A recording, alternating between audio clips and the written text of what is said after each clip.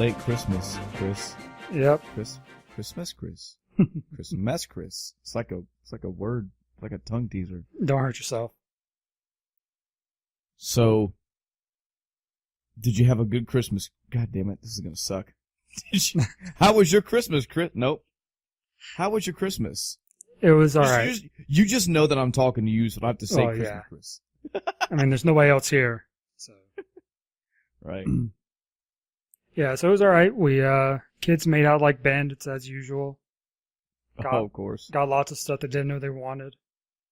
What about you? Did you get anything gaming related? Well, I mentioned before I got my PS4 Pro, but that's in a shipping container right now being shipped down or up here. Right. Yeah.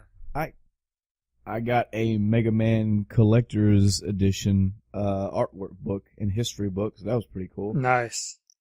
It's actually been on my wish list since 2013, if my wife's memory serves correct. Wow. I also got I'll put a picture of it if I can remember to take a picture and put it on the page, but there's if anybody is interested in collecting like action figure style things, there is a brand out there called Nika. I believe I'm saying their name right anyway. And they have a line of Ninja Turtles collectible action figures. I think Nika Toys is where you can find them on Twitter. They actually have a website, NECA. But if you just Google Nika, NECA, and just whichever kind of movie franchise you're interested in, chances are they have a collector's edition action figure style set up for them. But they have a line of all 4 of the Ninja Turtles from the 1990 Ninja Turtles movie. And they're very well detailed and fairly posable as well. And she got me one. They're kind of pricey. They're up in the $150 range. But the detail is awesome. It's damn near immaculate. They look movie replica above and beyond.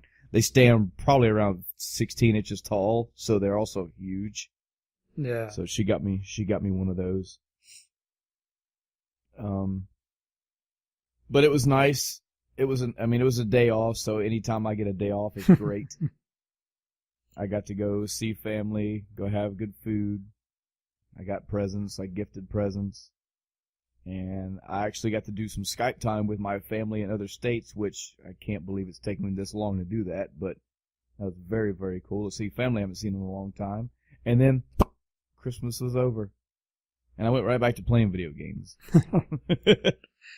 Yeah, I've been moving, so it was a very long weekend, starting about Wednesday night. I pretty much didn't sleep Wednesday night, or Thursday night rather, and got our pod container packed up Friday morning, and that shipped out Saturday, and then immediately drove up here Saturday. So it was nonstop until Sunday for us. Did you want to lay bare the tale of your internet woes today? Oh man. So I am now associated with the devil known as Time Warner Cable. Oh man. We've all heard the horror stories, and now I'm living it. Oh wow, but they weren't true, Chris. Yeah. Can't be. So I called them last week, and I said, hey, I'm moving into a new apartment. I need to establish service. Never been a customer before. They're like, all right, blah, blah. Give them all my information. They're like, all right, we'll send you out a, starter package and whatnot. I'm like, nope, I have my own hardware. I have my own equipment. They're like, oh, okay. Right. So you're going to do a self-install then? Yes, self-install. Just send the guy out to turn the cable on outside. I'll do everything inside, and I'll be good. So they're like, all right, well, and I was like, and my move-in date is the 26th. So, and I had called them on like Tuesday. So they scheduled an appointment for Friday the 21st. Or 22nd. I was like, okay, but I'm not even going to be there yet. And if there's any issues, then I'm not going to be there to address them. And they're like, yeah, it's fine. We'll turn it on, blah, blah. I'm like, okay. So I hung up with them, dealt with my other utilities, and I sat there and thought about it a little bit. And finally, I was like, you know what? No. I'm not okay with this. So I called them back. I'm like, I have an appointment scheduled for Friday. I want it rescheduled for Tuesday, and it needs to be between 9 and 6 while the office is open, because you have to have a key to get to the outside area to connect the cable. Right. And they're like, so first they're like, well, we don't see your appointment, the one you're talking about for Friday. I'm like, well, I just got the phone like an hour ago doing it. So, and she's like, all right, well, let me transfer you over to sales to see if they can find it. Like, okay, sure. So I get on the phone with sales. She's looking, she's like, I don't see it. Let me transfer you to so-and-so. And I was like, they just transferred me to you. Yeah. And she's like, oh, okay, well, let me try again. And she's, typing away. Finally, she's like, aha, found it. So I don't know what the deal was there, but it was apparently hidden. But so she finds it, and she's like, all right, so you want it rescheduled for Tuesday? Yes. Okay. So I see you have a starter kit being shipped. I was like, no, I don't need that. Or I'm doing a self-install. I have all my own hardware. Don't need anything. Man, this is so fucking horrible right off the bat. Good God. Yeah. And I haven't even gotten into the day yet. And I know. It's just, wow. The fucking initial setup for all this is like, this was a yes, no, this was a no. Okay, well, this is a no, well, no, this was a yes. Yeah. So, like, all right. So she pulls it up, she finally finds it, and, we had the whole thing with the startup kit, and I was like, I don't need that, blah, blah. And then she's like, all right, give me a moment, I'll, go in and change this for you, change it to Tuesday the 26th. I'm like, all right, thank you. So she's typing away, she puts me on hold, is talking to someone else because she's having an issue. So at least she's, getting help from a supervisor or something. So I'm like, all right, cool. Appreciate that. Put me on hold all you need as long as you resolve the issue. Right. So she comes back, she's like, all right, so let me go in here and wait, what? Hold on. So she's trying again. Finally, she's like, all right. I canceled your appointment for Friday, but I'm not showing any openings for Tuesday. Oh, God. Oh. I'm like, well, that's not good. And she's like, I tell you what, let me transfer you over to internet, and then they can, look in their system and see if they can override or do it on their end, in the schedule for Tuesday. I'm like, all right, cool. So I get transferred to internet. Guy answers there, telling him, hey, I was just transferred from sales. I'm trying to get my appointment rescheduled from Friday to Tuesday, the 26th. And he's like, okay. So he's pulling it up. He finds my appointment immediately. So he didn't have that same issue the lady did in sales. So I'm like, all right, cool. He's like, all right. I see you have a start. No. I don't need the kit. I don't need that shipped. I just need the connection outside turned on, and I want it to be Tuesday, so if something goes wrong, I'll be there to deal with it. And he's like, okay. And so he goes in, does the thing, and I'm like, and it has to be between 9 and 6 when the office is open. He's like, well, first he says, okay, I got you scheduled for Tuesday. I said, okay, well, what time? He goes, well, the window is 7 to 7.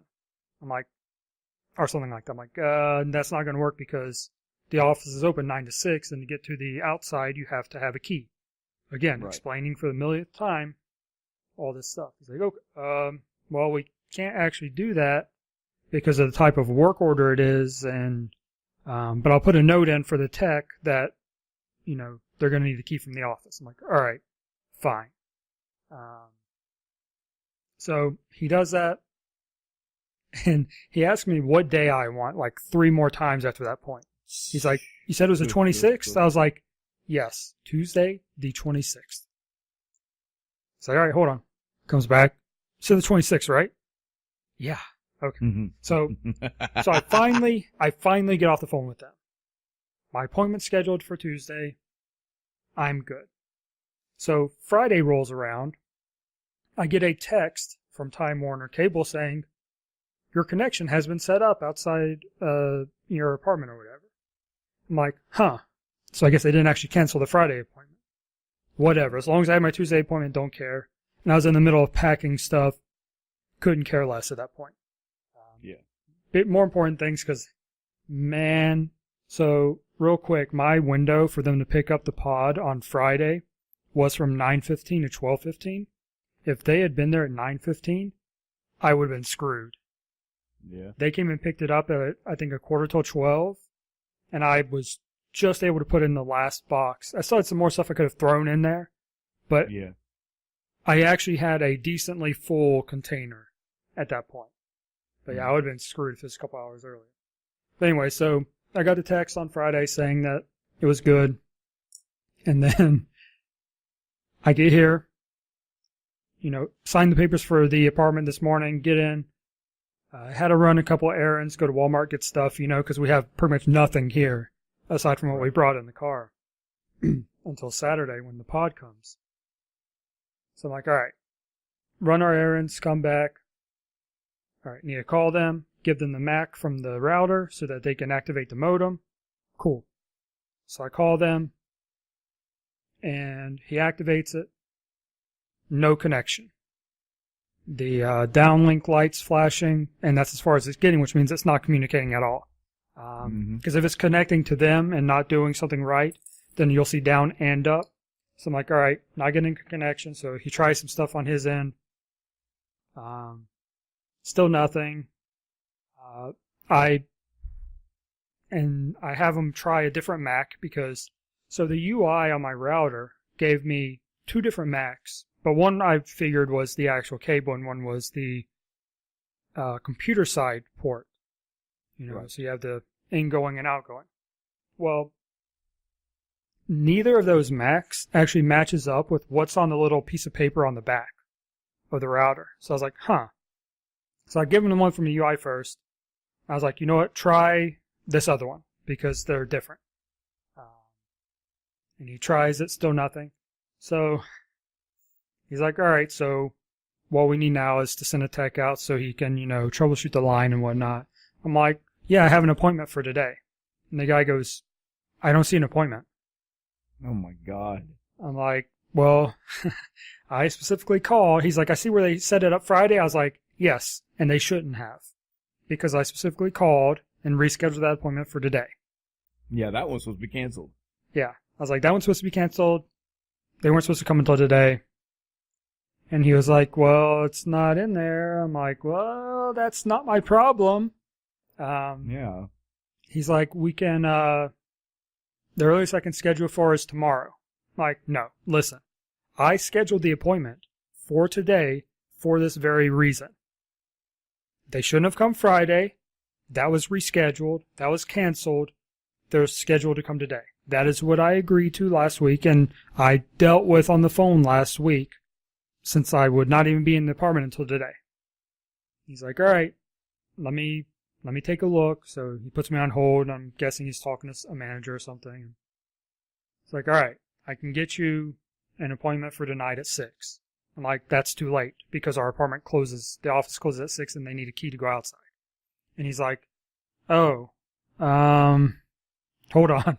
So he puts me on hold again. He's like, all right, I can get you an appointment for 5 o'clock. I said, great. Okay, that's great. If you can make that window, Yeah. because if it's a tech you're sending out, and a tech is most likely bound to another job already, and providing that job goes through flawlessly, and it's a 2 to 4 job, and he's done it for, yeah, that may work, but oh my God. Oh yeah, and I'll get there too. I would have been at, motherfucker, you better be guaranteeing me that he's going to be here at 5 and not give me a window of around 5. Yeah, so So I get off the phone with him. I'm like, all right. So I take my girlfriend and the kids to grandma's house so they can, play with their Christmas stuff because we opened presents over there. Because we weren't in the apartment yet. So we went to grandma's house, did all the stuff, and all their toys were still there because I didn't have anywhere to put them. So like, all right, I'll take you guys over there. And they were eating leftovers. I went to Taco Bell. They were eating Christmas leftovers. God, my brain today. So they were eating leftovers for dinner and they playing with their toys and whatnot. And I come back here and I'm fooling around on the computer and stuff. I have my phone for tethering, so I do have some internet access. Not great, but it's there. Right. So I wait. Gets pretty close to 5. I'm like, all right. Still haven't got the call or text saying, hey, I'm on my way. All right. 5 rolls around. Nothing. 5:15 rolls around. Still nothing. 5:30. 5:45. 6 o'clock hits. Nothing. At 6:02, a tech calls and says, I'm 20 minutes out. Well, you blew it. I'm like, okay, but the office is closed now, so you're only going to be able to troubleshoot inside. He's like, oh, okay, well, I guess we'll see what we can do. It's like, yeah, we will. Nice one, Chris. So I get off the phone with him, and I sit here and wait. 25 minutes later, guy pulls up. Yeah, meanwhile, during this, his brother is on the Facebook. Hey, we got a fucking podcast to do. You son of a bitch. No, I was kidding. Yeah, so anyway. So he rolls up and he's like, yeah, sorry for the delay. I'm not actually the tech that was assigned this call, but he's stuck somewhere else on one. I was like, oh, okay, well, cool. So he's like, all right, so let's see. So I show him where the thing is, the modem, and he puts the little tester on the cable. Nothing. So I'm like, all right. So he opens the little utility thing closet that's in our living room where the heater is. And he looks there and he goes, those assholes. I'm like, what? Huh? What? He's like, yeah, everything's unplugged. I'm like, what are you talking about? So I actually walk over and look in there. And there are like 6 coax cables just dangling. What? Apparently the person that lived here before took the fucking splitter off of it. Out of the closet. Oh, wow. What? A fucking splitter? Yeah. Oh, my God. So the guy, it's all right. So he pulls one out of his little, tool belt, plugs everything in, comes back, tests the line. He goes, hey, imagine that we have signal now. I'm like, yep. And great. this will be $75. Yeah, I hope they don't charge me. That's going to be another fight if they do. Because they didn't say it was going to cost anything. But you know how they are. They don't tell you until afterwards. So, he, line test is good. He finishes plugging in the thing back on the outlet. Because for some reason he took the panel off of it and ran it on the inside cable instead of the outside cable, which they're identical things. It's just a little nub that connects the two. No different than a splitter. Except for it doesn't split, but, Yeah. Yeah. So he's like, all right. So plug it back into the modem. Lights start flashing that are supposed to be flashing. I'm like, all right, cool. So we finally have connection to the company, to the provider. I'm in business. So, like, all right, cool. So I set up the laptop, get the Wi-Fi connected to the router. I'm looking. All right, didn't have an IP address. All right, I'll wait for the IP address to come through. Sure. All right, IP address good. Open up the browser. It's like, hey, you have to sign into this or provide us your information from the company, whatever, and then we'll let you access the internet. Like a freaking hotel does when you log in and it's like, oh, yeah, register to access the internet for the next 15 minutes or something. But this is, one-time thing. So I'm like, all right, sure. So I do that. And as soon as I do that, I go to access and it's like, oh, you need to restart your modem and or router and or computer. I'm like, what? And the tech heard me, so he unplugs and restarts the router. I'm like, oh, okay. So We wait on that, and it's a modem router combo, so it is slow. Right. It takes longer to boot up than a normal modem does. Mm-hmm. So I'm waiting. Same one for mine. Yeah, I'm waiting. All right, finally comes back up. No IP. All right, cool. IP finally resolves. I get on the internet. I'm like, awesome, I'm good. I start testing sites, doing some load testing, making sure everything's good. Internet goes out. I'm like, I look over and the router's restarting. I'm like, why? What? And so the tech actually thought it was all the troubleshooting that had occurred on the phone, where he was sending signals to restart the router. They had queued up.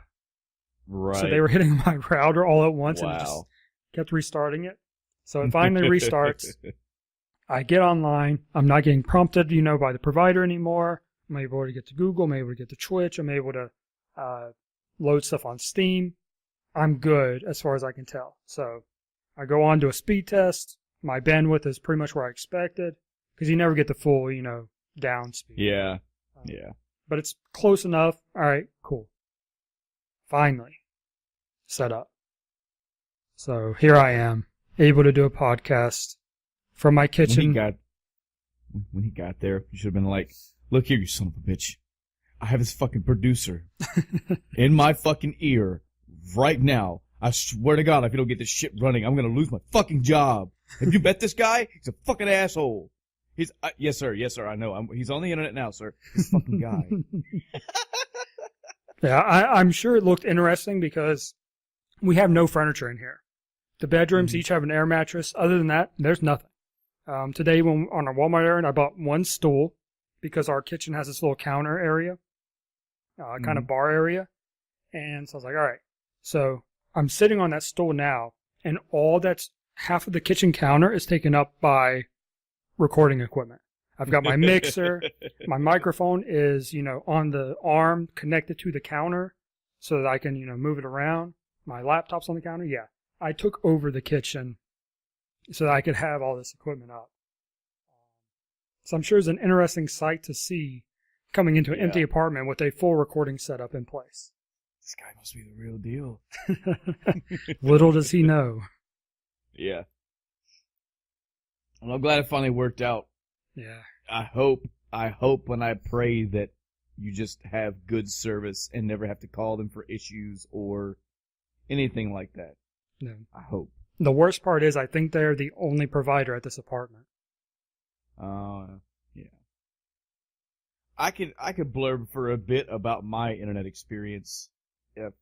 In the time, probably the whole, this would be 17, 18, close to 2 decades worth of my life that I've had internet. Good God, that's crazy to say.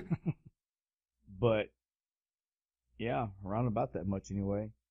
I've had almost everything under the sun outside of mobile tethering devices. I've had DSL. I've had 56K back in the day. I've had satellite. I've had all of the above. I think the worst, barring 56K, which, if that's what you got back in the day, that's what you got. But barring 56K, I think satellite for me has always been the worst. I know they offer great deals and great packages and et cetera, but the story has always been the same truth for me that it's a satellite. So if inclement weather comes in, you're either getting disruptive service or your service is gone, period. And of the year and a half that's what I had, probably every third or fourth day, either my service would get degraded or interrupted or just completely just shut off for X amount of time. 5 minutes, 4 hours, who knows?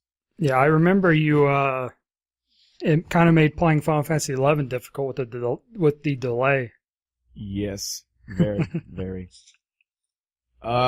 Cable and DSL for me have both been interchangeable as far as quality, and it's usually always boiled down to the companies itself.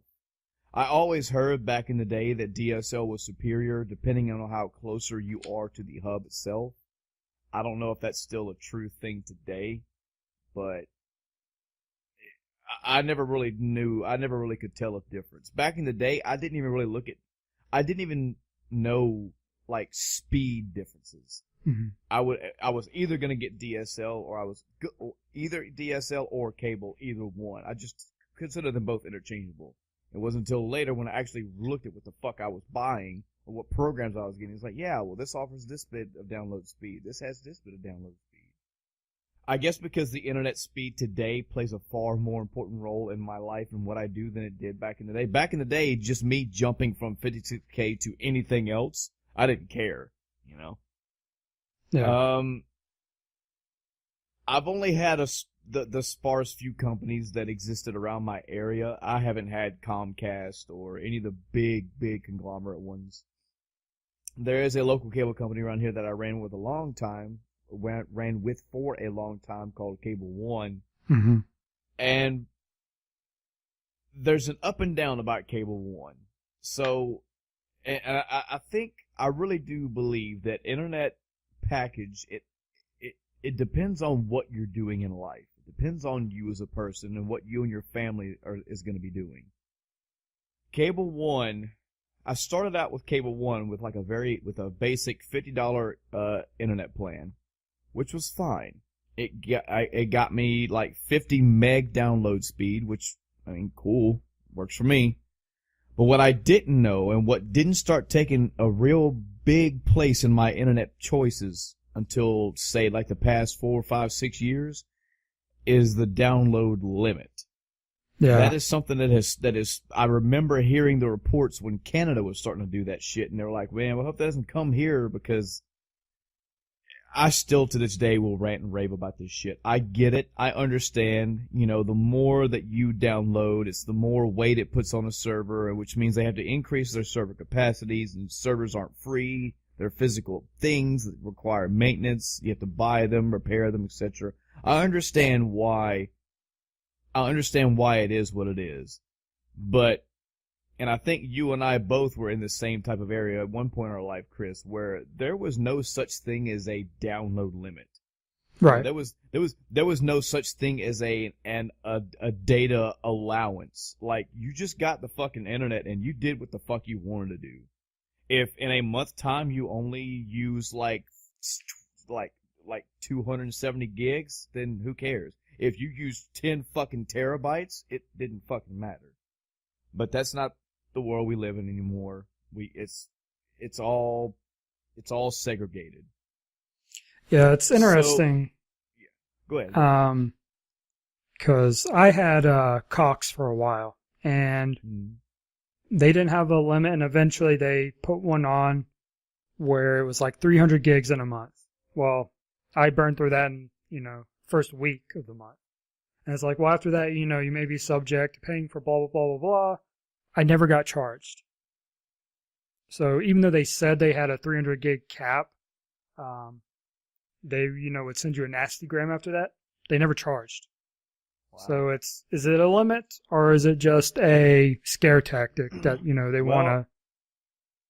I think that would depend on the company. Well, because that's where I'm going into this story with Cable One. So, I mean, I download a lot of videos. I download a fuck ton of YouTube videos. I have like my own little personal library of YouTube videos. And that combined with gaming, like at one point it was me and my wife both playing an MMORPG and also possibly playing other online games together with people. We don't really stream Netflix or anything like that here at the house yet, but my wife does use a lot of internet, which she uses mainly for Wi-Fi now. But needless to say, primarily on my side of this household, there is a shit ton of downloading every month. Mm-hmm. So, years ago, back at the last place that I lived at, we were using Cable One, and like I said, it was a very, very minimalistic basic plan. It was kind of a mid-tier plan. It was $50 a month, gave us 50 megs of download speed, and that was where my vision stopped. I didn't have to look at anything else. I wasn't concerned. I'm never concerned about an upload speed, and I never even thought to consider a data allowance or a data allotment. So I'll just take that plan. 50 megs is way more than I'll ever need because, I mean, the Xbox caps at 5 meg anyway. And I don't do enough, or the 360 anyway, I don't do enough high-speed gaming where I need the blazing internet speeds of 100 megs, so 50's just fine, okay? So I'm running along. I'm just doing my normal everyday thing, blah, blah, blah. Months and months go by, no issues. And then one month I get a letter from Cable One saying, hey, you went over your monthly data allowance. And I fucking did a triple take at this physical letter in my hand. I said, what in the holy fuck is a data allowance? And I get to reading it, and the letter just tells me, hey, you went over, if you do that 3 times, for one, the suggestion is maybe you want to upgrade your plan. But if you go over your allotment 3 times, without warning, we're just going to upgrade your plan to the next step. Your next step is 75 megs and $75, and it gives you a $750 gigabyte limit. I didn't know that apparently I had a 500 gigabyte limit. I said, okay, all right, okay. So then I went looking online. Then I actually went to my contract and went through Cable One's everything. It says, yeah, somewhere in the contract, it does state in black and white that there is a data allowance, and it's $500 a month. And it fucking blew, like I went on a tirade for months on end. I was researching forums, trying to look at legislatures. Like, where the fuck did this even come from? Like, when did this even become? And then that's when I figured out, like, that this shit happened like 5, 6, maybe even more years ago. But either way, okay, this is their thing. Okay, I'll work with this. So now I have to go through this rigmarole of monitoring what the fuck I'm doing. And at that point right there, I was already beyond pissed off. I'm like, I don't want to fucking get on my internet and have to decide what I do and don't want to do. Yeah. Like, that's bullshit. So I started looking at other companies around me. Like, I think the best one at the time was around in my area was actually DirecTV, which is a satellite. I said, no, I'm not. I think they were offering like a 900 gigabyte limit. I said, no, I'm not fucking going to satellite. I priced all kind of other several other companies, several other plans. Looked at, and the primary shopping tick for that one was the data limit. But I couldn't find the other one. I said, all right, well, I'm just going to fucking roll with it. Maybe that was a one-time thing. Now, in my personal research, I actually found out a reason why I was going over on my limit, because not 2 months later, I get a second notice. It says, hey, you went over your allotment again. And it actually told me how much. I think the first time that I went over, I did like 530 or 40. So I went like 30 or 40 over. This time, I did 1.1 terabytes of data. Wow. And I was like, whoa, hold the fucking phone. Because what the fuck have I ever been doing to have that much fucking data? And I found out what it was. It was a browser issue. I had this fucking siphon bullshit going on. There was some fucking shit going on. I called Cable One and told them about it, but of course their back and forth was, there's no way to prove it, plus you've already used it, blah, blah, blah, blah. And they're like, oh, it's okay, it's just a warning. I'm like, well, no, it's not okay, it's not just a warning, because if I do this one more time, you guys are going to upgrade me. So I said, you know what? I'm not going to go through that. What plans do you have to offer? And they're like, okay, well, the next step up is $75. And I manage the finances of my household, so I'm doing the numbers, already worked it out. Okay, we can afford $25 more a month. What does that get me? Well, it gets you 75 megs of speed. I'm like, I don't fucking care. I don't care about the speed. The speed is not the issue to me. What is the gigabyte limit? Oh, it's 750. Said, okay, 75, 75, 75. I get it. Cool. Let's just run with that. Let's just fucking do that then, because I don't want to go through, I was like, I'm telling you bottom line, I don't like the idea of me deciding what I do and don't want to do on my internet. So if this will raise the limit, and maybe, like, yeah, you'll probably never go through this. 1 month after doing that increase, I went over. I was 800 something gigabytes. I was not at all, mind you, understand clearly, Chris, I was not pissed off at myself, my wife, or anything that I was doing in my life. I was pissed off that this was even a fucking issue. I didn't want to go back and look and see, okay, what did I do on this day that was doing this? What game was I playing for too long? Or what big, like YouTube, like documentary did I watch or download or something? I didn't want to do all that. I was just pissed off that this was even a fucking issue. Yeah. So I let it run. I was like, fuck it. Maybe that was a one-time thing. A couple months later, went over again. A few months later, went over, and they automatically bumped me up. Now I'm on $100 a month for 100 megabytes of speed. 100 megabytes, Chris. 100. The Xbox 360 caps at 5. That's the only thing that I ever cared about in lag and all that. So I am 95 fucking megs over what I ever care to have. But hey, it was all right. And you know what? I lied about all this. I'm sorry. I just now remembered. I'm giving Cable One AT&T's props. The first $50 package was only 250 gigabytes of data. That's what it was. The second package was, I think it was either 350 or 375. The last one, which cost me $100 a month, was 500 gigabytes tops. So, and after that, I'm like, all right, well, now that you guys have automatically put me on this $100 program with, oh boy, blazing speeds of 100 megabytes and 500 gigabytes of data, what happens if I go over this? And they're like, well, we have no more. This is to understand how fucking insane this is. Well, if you go over 500 gigabytes a month, unfortunately, sir, we have no more residential packages to offer you for internet. You will be bumped to the first lowest business class model, which starts at $400 a month and gives you 5 terabytes worth of space. I said, there's no fucking way. And I'm thinking, I cannot. But am I the only fucking guy in my area code that's doing like 400, 500 gigs a month? Yeah. That is not that hard to get. No, it's not that hard to do. But the next thing up is a business model, which costs hundreds of dollars, you know? So, I kind of sort of monitored things here and there, but luckily a few months later we moved to our new house here. Yeah. And one of the first things I looked at was, how the fuck is the internet? And Cable One, of course, was offered out here. Of course, the satellite. There were a couple other ones, but I looked at AT&T. Now, I had looked at AT&T back at my old place, but I didn't take it for, I think I just given up on whatever. I just let it run. So, we get here, and conversation was very short. Very short and sweet. Called an AT&T representative and said, hey, I live in this new area. You guys offer cable internet in my area, and I'm looking to get prices. And they were like, all right, well, what's your biggest concern? Are you looking for? I said, data limit. Right off the bat.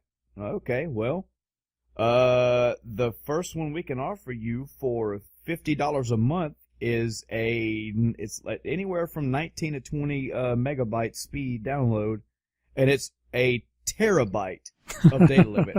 And I said, sold. And I said, just out of curiosity, because this has happened at least once in the past with me, what will you guys do if I go over the 1 terabyte limit? And they said, well, nothing the first time, maybe not even the second time. But the third time, I was like, I'm telling you, I was like, ma'am, if you're telling me that you're going to upgrade, she goes, no, we don't upgrade. It's kind of rude. But if you go over 1 terabyte, we just bill you for every 50 gigabytes you use. It's like $10 for every 50 gigabytes over you use. I said, okay. Well, I said, so there's no, like, contract breaching, and I'm not going to get, like, fucking nasty emails. They said, no, you'll just, she's like, here's an example. You have a terabyte, you use a terabyte and 50 gigs, we'll just bill you an extra $10, and that's it. It's as simple as that. If you use 100, then we'll bill you $70. As simple as that. I was like, good. She's like, do you think a terabyte will be enough? I was like, it better fucking be enough. But yes. It was a nice tech I talked to, because I went through the whole rigmarole, and she understood. Like, she said, yes, I do work for AT&T, but I agree, because I have internet in my house too, and having a limit and a cap was an unheard of thing to me close to a decade ago, and now it's a thing, and blah. I totally understand your pain, but luckily AT&T offers a terabyte of space, so you're fine. And I have been, in the entirety of me living here, probably a year and maybe a month or two, I actually have went over my terabyte limit one time. I simply got an email, and they said, hey, you went over. Just gotta watch it. And here's what'll happen if you do. And like, they just gave me a list of, this $10 for every 50 gigs. Easy peasy. Now, my internet speed is slower, yes. Yeah. But my cap is my concern. Like, I can't think of anything that I do here at this house that requires, super hyper crazy download speeds. Even if I'm downloading a 20-minute YouTube video, it takes like 5 minutes. And I'm not interacting with a download, you know what I mean? Yeah. So I'm not that concerned. So it's funny, like, I'll get friends and coworkers and family, and they'll tell me about the internet, and they're like, oh man, I got fucking 200 megabyte download speed. I'm like, that's cool. What's your data limit? Yeah, so I just Googled mine, and on the website, with no asterisk, no little number or anything, it says no data caps. Wow. So we'll see. Wow. Well, we'll see.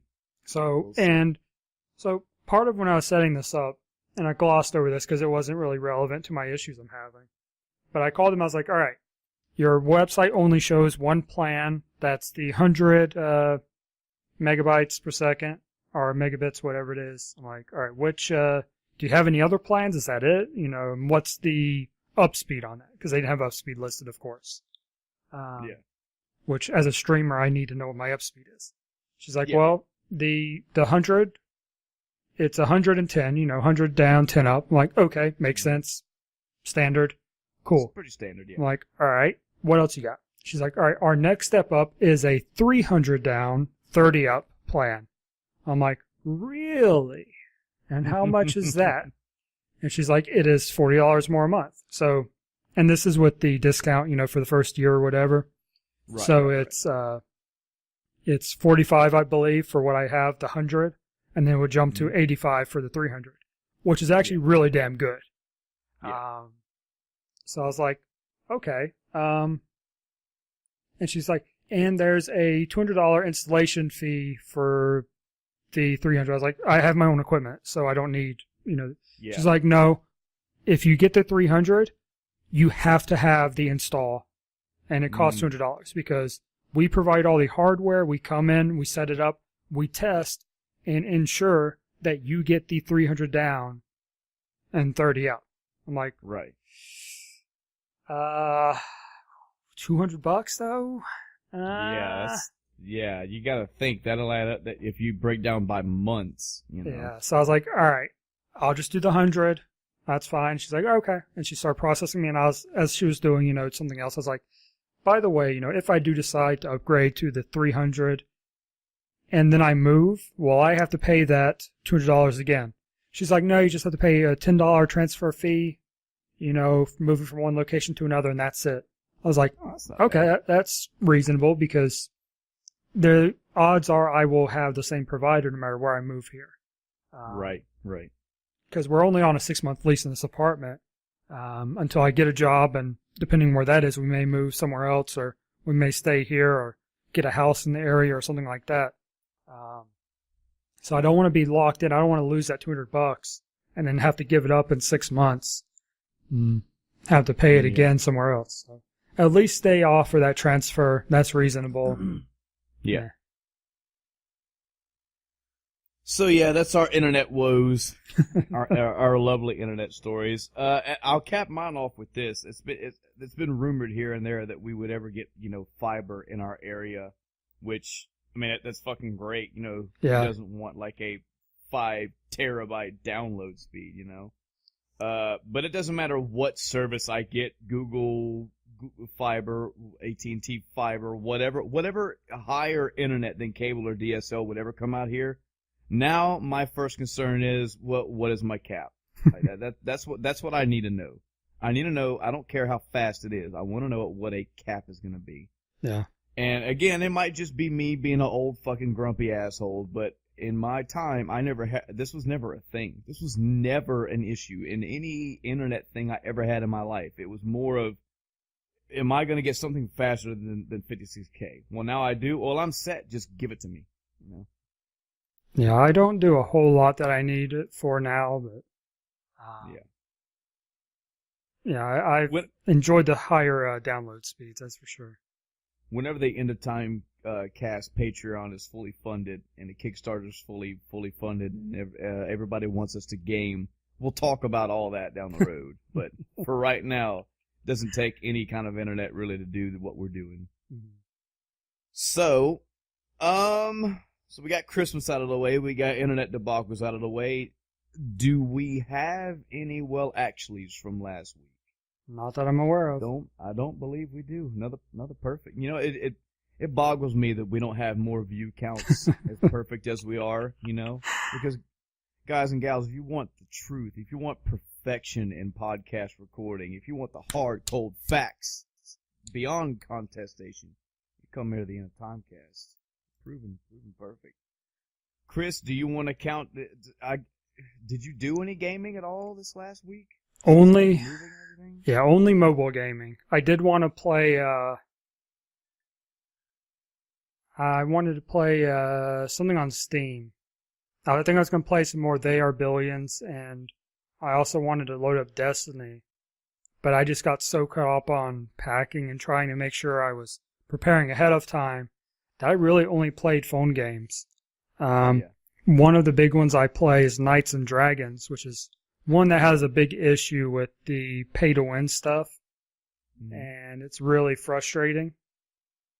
But they're doing a Christmas event, and it's interesting because so they do these events, and typically you pay a bunch of money, you're going to get, the top reward. So this one's kind of interesting in that you can technically earn the top reward without spending anything. But you have to dedicate pretty much 2 weeks nonstop to it. If you do the base stuff. Now, there are different events, so what you're trying to get is the best armor, the tier 10 armor for the event. And you can, combine tier 1s for tier 2s, etc., up to tier 10. So when it's all said and done, you need 512 tier 1s, which takes a while. But because these other events give you random tier stuff, like one of the days they have a daily login thing for 2 weeks. You log in each day, you get stuff. One of those was a tier 3.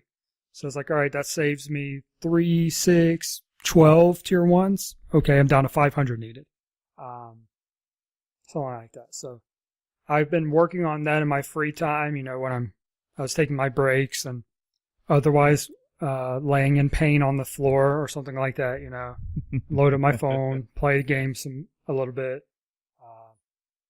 They have weekly events that occur every week anyway, and those give rewards, so I've been trying to push those as I could. And I don't know I won't really know where I'm at progress-wise until tomorrow, because they had some technical issues with one of the events, so the rewards are going out tomorrow instead of giving them out as you earn them. It's like, all right, well, once the event ends, we'll send everybody's stuff out. That way we don't have any more issues. We can work it on our end, and you can just continue to do the event. Which has its ups and downs. But as compensation, they gave this big pack, with a bunch of stamina for the event. I think it had a tier 5 in it or something. So it was a very generous pack, a bunch of gems. So that's what I've been working on. Trying to get that tier 10 in Knights. And that's about it. I'll be playing my Switch a lot this week. I purposely didn't play it last week because I wanted it for this week when I won't have any consoles until Saturday, or realistically Sunday. So I'll only have my laptop and the Switch to play, so I'll be playing some more Mario this week. Can I recommend an app? Sure. I recommend Ridiculous Fishing. It's a fun little pick up and play mobile game. It's one of the very few mobile games I ever got into. It is a fishing game, but it's a fun fishing game. It's got upgrades, and I enjoyed it. As a random, I have nothing else to do, I'm at a dentist office waiting to be seen or wherever, it was a fun little pick up and play. You don't have to, keep on going with it. You can literally do one fishing thing in 30 seconds. So that's not a free game? I want to say if it is, if it costs, it's got to be like $5. It Alright. was well worth it for me. It was, like I said, it's one of the very, very few mobile games I ever tried and was like, oh, I actually like this. And so, It's $2.50. worth $2.50.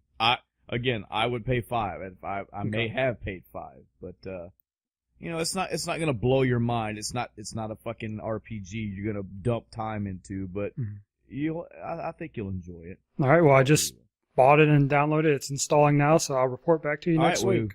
Well, you need to play it right now live on the podcast and tell them what you think of it. As far as my week, okay. Well, first off, I beat Black Flag.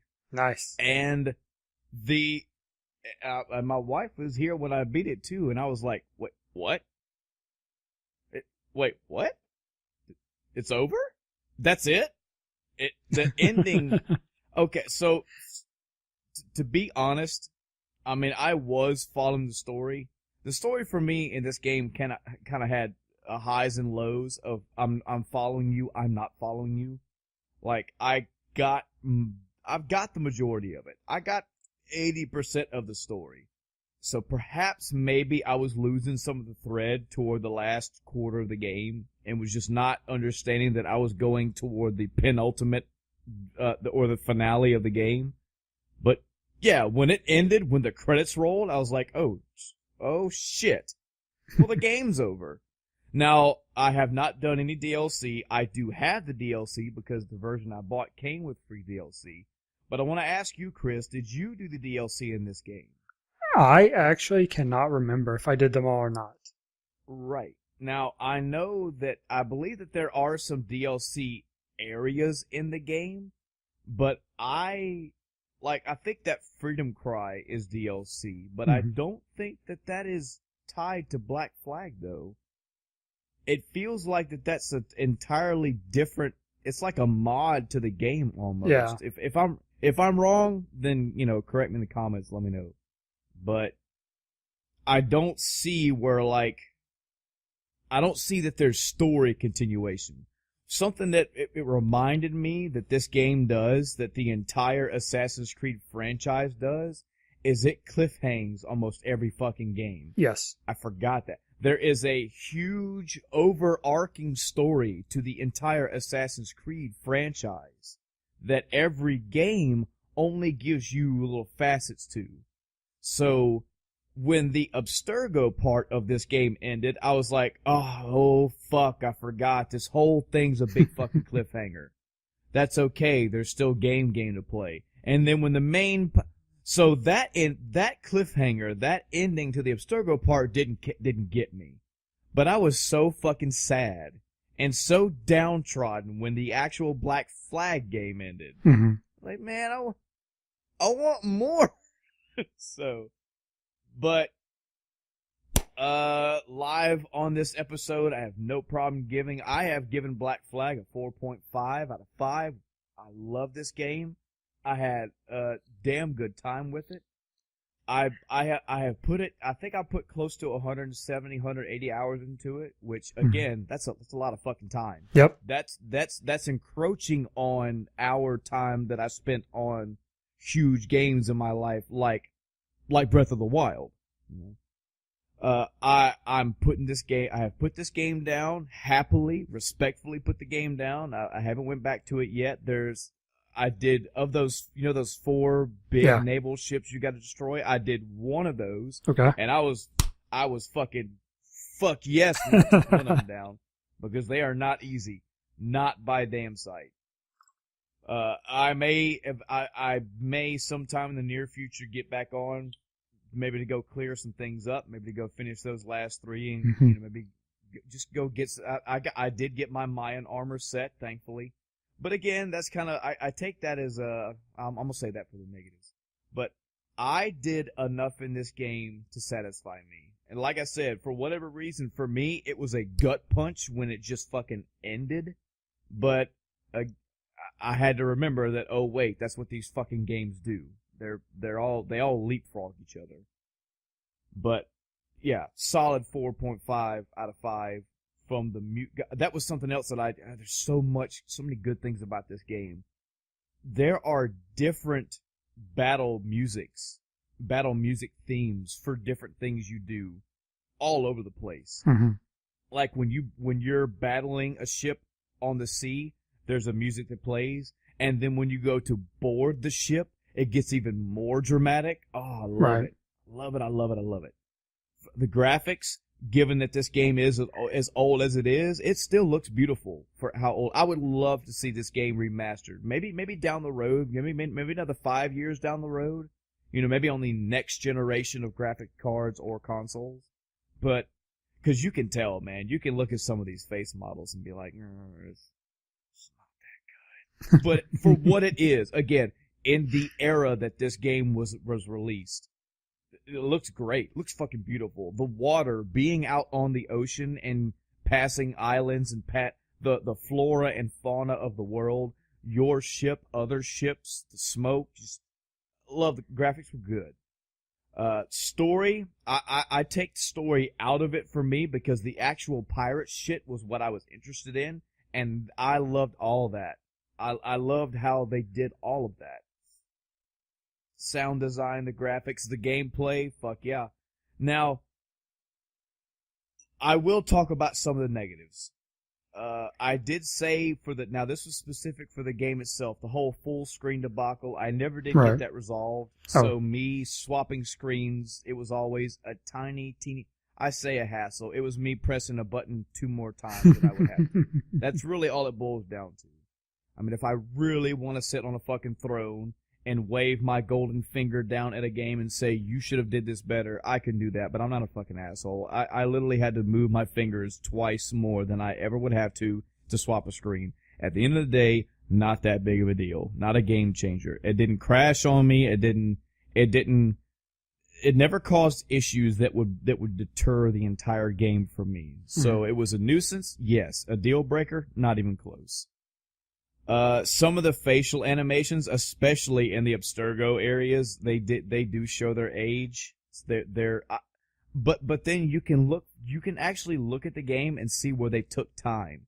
I don't know if you ever noticed this, but if you looked at an NPC directly face on, like looked at them, their eyes do what our eyes do when we look from pupil to pupil. You know how they slightly go left to right? Yeah. They did that in that game. Now, I'm not saying they're the first. I'm not saying they're the only one. But I noticed that when I would talk to somebody, it wouldn't just be this wide-eyed NPC with their mouth going bop, bop, bop, bop. And their mouth would move naturally to the words, but their eyes would bounce left to right on occasion for different people. I like that. Little fucking details like that. That is something that this company is known for in these games are the little details. Yeah. Like when I told you about the squid thing, you had never seen that. That's something you never even heard of, but I came across it, and they didn't have to put that in there, but they did. That's a detail that they went beyond to do.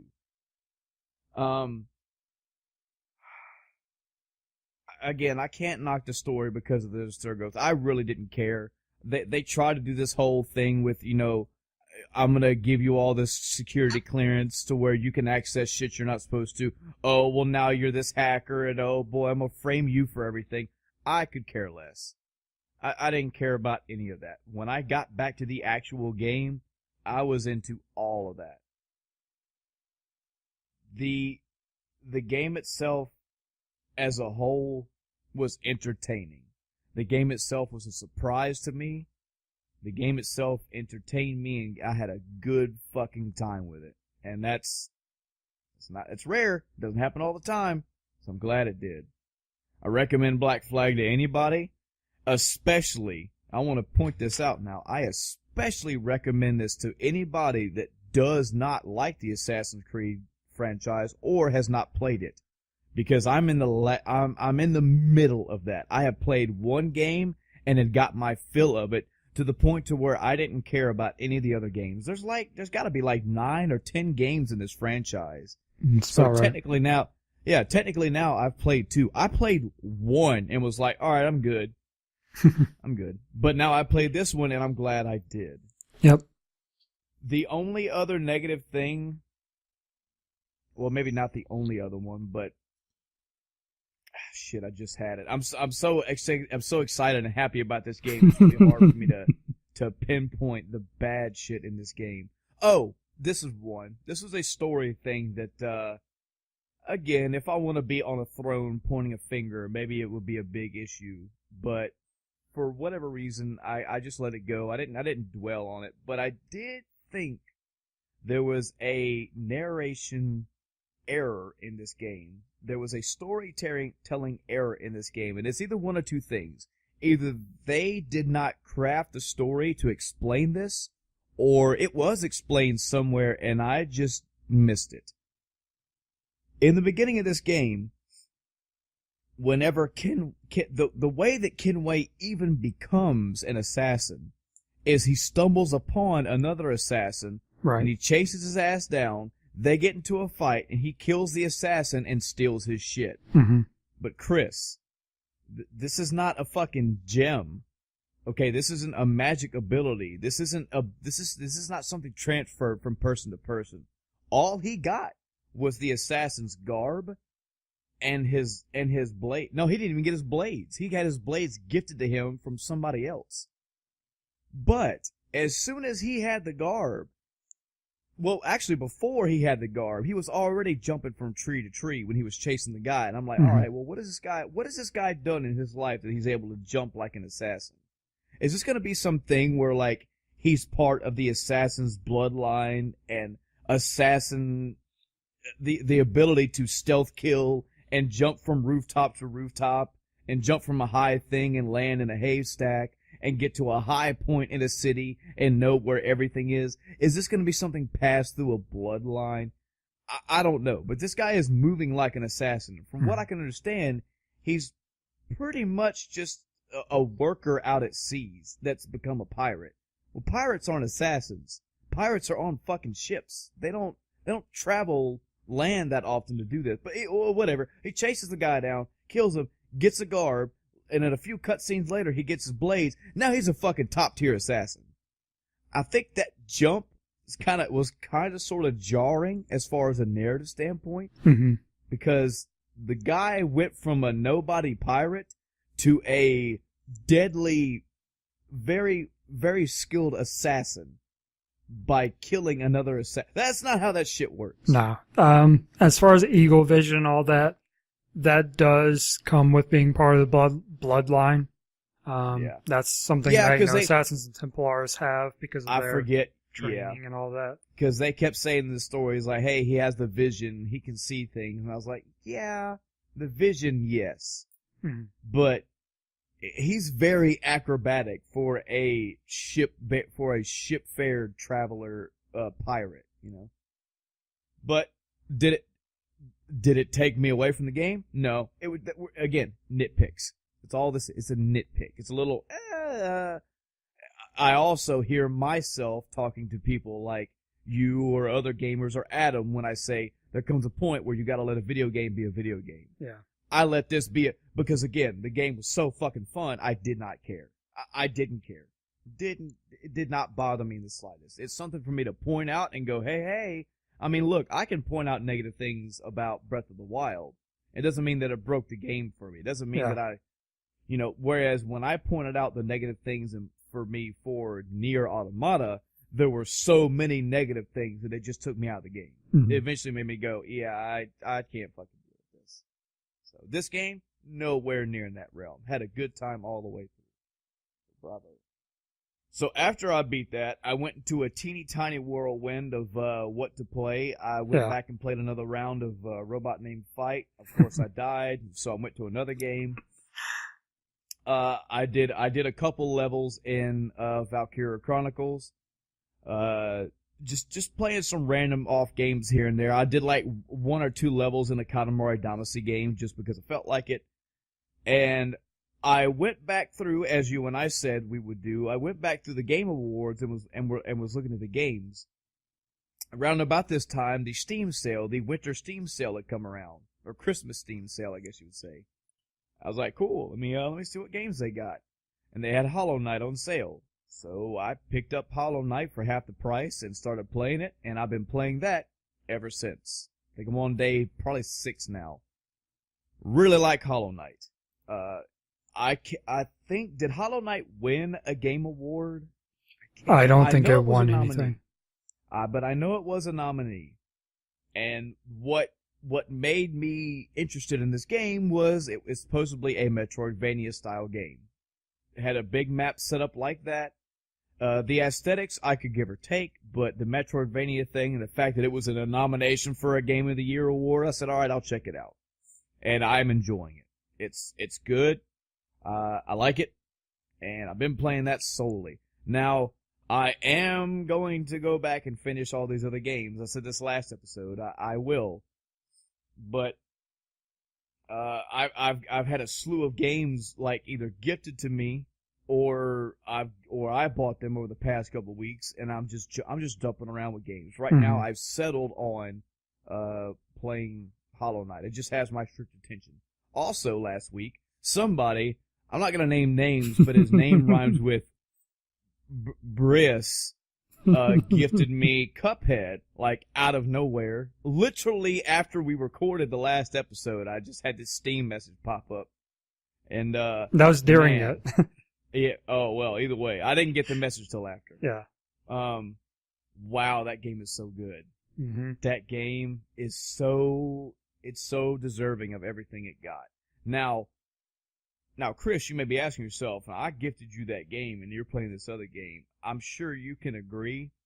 For me, Cuphead is a in-between game because it is predominantly boss fights. It is not all boss fights, no. Yeah. But in the first area that I've been through 2 side-scrolling areas, and I've fought 6 bosses. So when I tire or feel like not playing Hollow Knight for a minute, I'll stop playing that, and then I'll go work on a boss in Cuphead. And if I beat the boss, I'll go back to Hollow Knight, or I'll just get tired of getting my ass kicked and go back anyway.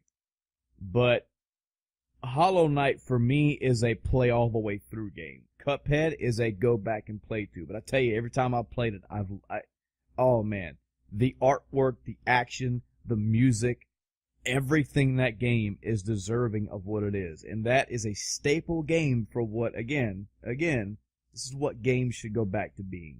This is what it's about, man. Yep. I loved it and I enjoyed it. So thank you for that gift. Remember you said you liked it. I'm in total accordance with you now. I'll have a better, more thorough review once, if I ever beat it. But, I mean, first impression. Oh, so good. Yeah. So I'll go ahead. One last thing. I note, and this is not me bragging at all, because again, I've made this statement before. I am not that good at games just because I play them for a long time. I just have fun playing them. The first boss, I died one time and I beat him the next round. The next boss, I died like 2 or 3 times and I beat him. I went to the side-scrolling level, I died twice and I beat it and I moved on. The point is, I keep hearing people tell me this game is like very fucking hard, like ultra hard. And I'm guessing that comes later with the other bosses. It does scale up. It must, because these primary bosses so far, they are difficult. Don't get me wrong. I'm not blowing through this game. I'm not playing this game blindfolded at all. I have had my ass kicked, but it has only been taking me a few deaths to figure out the patterns to see what to do, and then I win. So, we'll see. Yep. So, and that's it for my week. I bought you that, gifted it to you, and then the winter sale started like the next day or something like that. So it's $5 cheaper. I was like, it figures. Yep. So I went and bought myself a copy.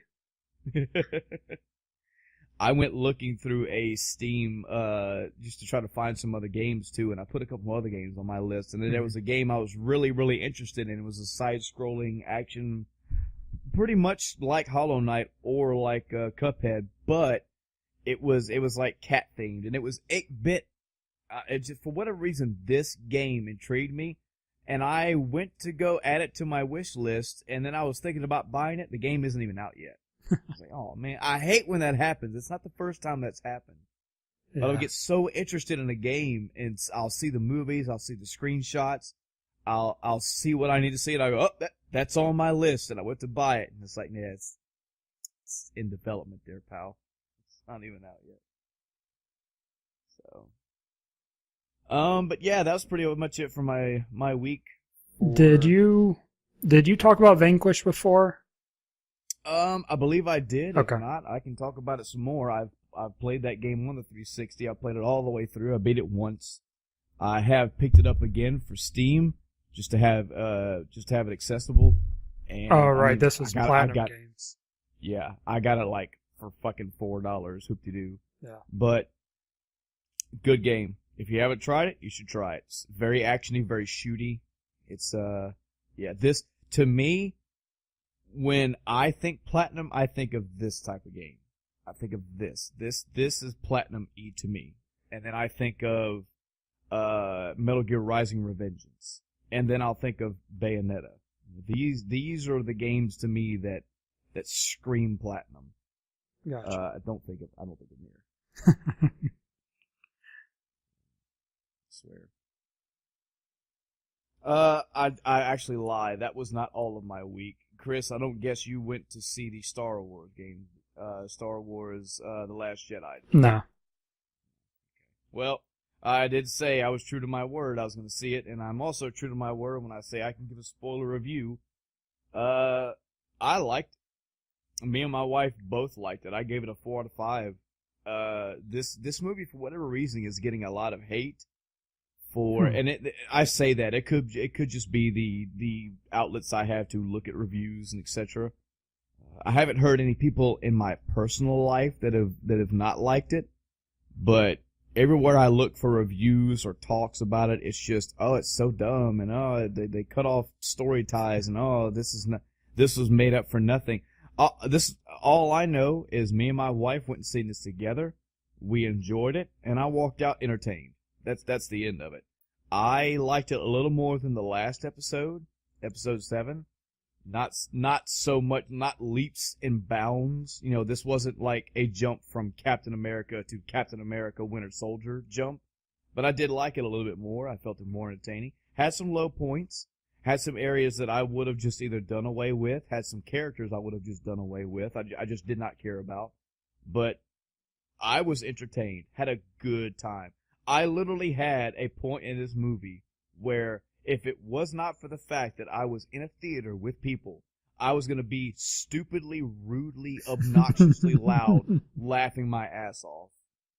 I can't tell you where it was because, again, number one, anytime that people say that in their own life, you're never going to get, it's a gamble if you're ever even going to get the same result. I can tell you this really funny thing, but you might not find it as funny as I did. But I did. When this thing happened, I had my hands, both of my hands, over my mouth, and I was making stupid fucking noises, and I was trying to be as quiet as I could because we had people on our left and on our right, and I'm telling you, my eyes were welling up. There was a solid minute I don't even know what happened in the movie because I was too busy focusing on trying not to die laughing. But in any event, all the way around, as a whole, I liked the movie. I enjoyed it. I was entertained. And, I mean, as a not Star Wars fan, as somebody who has watched all the Star Wars and have been, yeah, they're good movies, but not fucking foaming at the mouth, stupid, retardedly happy about them. Yeah. I enjoyed this movie. It was worth my money, worth my time. I will own it when it comes out on Blu-ray or DVD or whatever. And that's it. Yeah. So, Chris, I got a question for you. All right. I'm gonna do a little bit of acting for you for a moment, okay? You played Twisted Metal before, right? Yeah. Okay. Congratulations, driver. You're the winner of the Twisted Metal tournament. What is your wish, driver? Anything you wish will be granted. So, Chris, you win the Twisted Metal tournament. What are you gonna wish for? Oh, God. You just love putting me on the spot like this. I fucking love putting you on the spot. Oh, God. Well, number one, what vehicle did you participate in the Twisted Metal tournament as? What did you drive?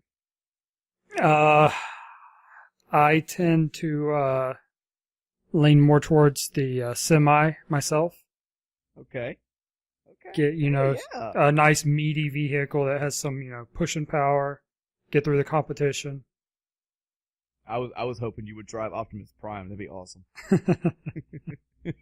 But okay, semi truck. Okay, you could do the type from that stupid fucking Demolition style movie where they had the semi truck that had the big fucking blade on the front. That'd be pretty cool. Yeah. I have no idea what I would wish for because I know it would get screwed up. I've played these games. I know something's going to happen. I'm not going to get what I actually want. So Nope. I'd be like, I won, I'm good. Don't worry about it. What? Well, no, drop. You have to wish for something. You can't walk away from the tournament empty-handed. And you're like, nah, I'm just going to take my pride and the victory with me. I've got my life. I'm good. Oh, man. Yeah, that's your reward for winning the Twisted Metal tournament is that you lived. Yeah. Well, I'll have you think on that, and then maybe next episode I'll drill you for real. See if you can come up with a good Calypso answer for what you would do if you won the tournament. What about? All right, so Chris, you get into a sword fight. You're about to get into a sword fight with somebody, okay? Mm-hmm. But you can tag in and have any game character as your stand-in fighter. Who's it gonna be? Ooh. And we're talking now, the opponent is badass. Not stupid magical Superman style power, but you've got this guy's fucking good. You need somebody who is damn good with a sword. So my first thought, it would be one of the Ninja Gaiden characters. Okay. Ryu Hayabusa? Yeah. Okay. Is it the same character through them all? I'm gonna shake my head. Yes, I mean nod my head. Yeah, nod. Damn it, we corrected it. So there's no well actually. Well, actually, it's a nod. I'm gonna nod yes, but I'm gonna hold that because I don't know for a fact. We'll look that up and see. I don't know because to tell you the truth, I think the main Ninja Gaiden game that I played was Ninja Gaiden 2. Mm-hmm. I played 1 loosely. I played 3 loosely. And I did play the Ninja Gaiden Black for the Xbox, but I got my ass kicked way too much in that game. So, I'm not the aficionado for the Ninja Gaiden series. But the name that I usually always hear is Ryu Hayabusa. Yeah. What else? I'm trying to think. There was something that was groundbreaking in the game news. Came out recently, and I guess it must not have been that groundbreaking because I don't remember what it is. I mean, not that we're the fountain of gaming news anyway, but when stories break, if they catch my eye, I'll talk about them. I'm still waiting on the Ninja Turtles to come to Injustice 2. I was this close. I'm making the little pinch symbol. I was this close to buying Injustice 2. And I will eventually get that game when them turtles come out, I'm telling you. Can't wait. But moving along, I guess we can move into our topic for this week because it's going to be a heated debate. It's going to be a slugfest. No, not really. Yeah. The topic for this episode of this week is actually I want to preface this topic. I want to preface this. Okay. And so this is going to be a top list. Chris and I have come up with a few. There's going to be several handfuls of top like list episodes for ours. I want to say my piece about lists, and this may be just for our podcast, but I think I don't know about you, but I actually enjoy now and again, top lists from YouTube channels. Top 10 Mega Man games or top 10 horror games or the 10 worst, Super Nintendo games or whatever. Yeah. They're not my ultimate bag. They're not the only thing that I watch on YouTube, but like when a YouTube personality that I enjoy has a top list, I'll watch it. Mhm. I enjoy those.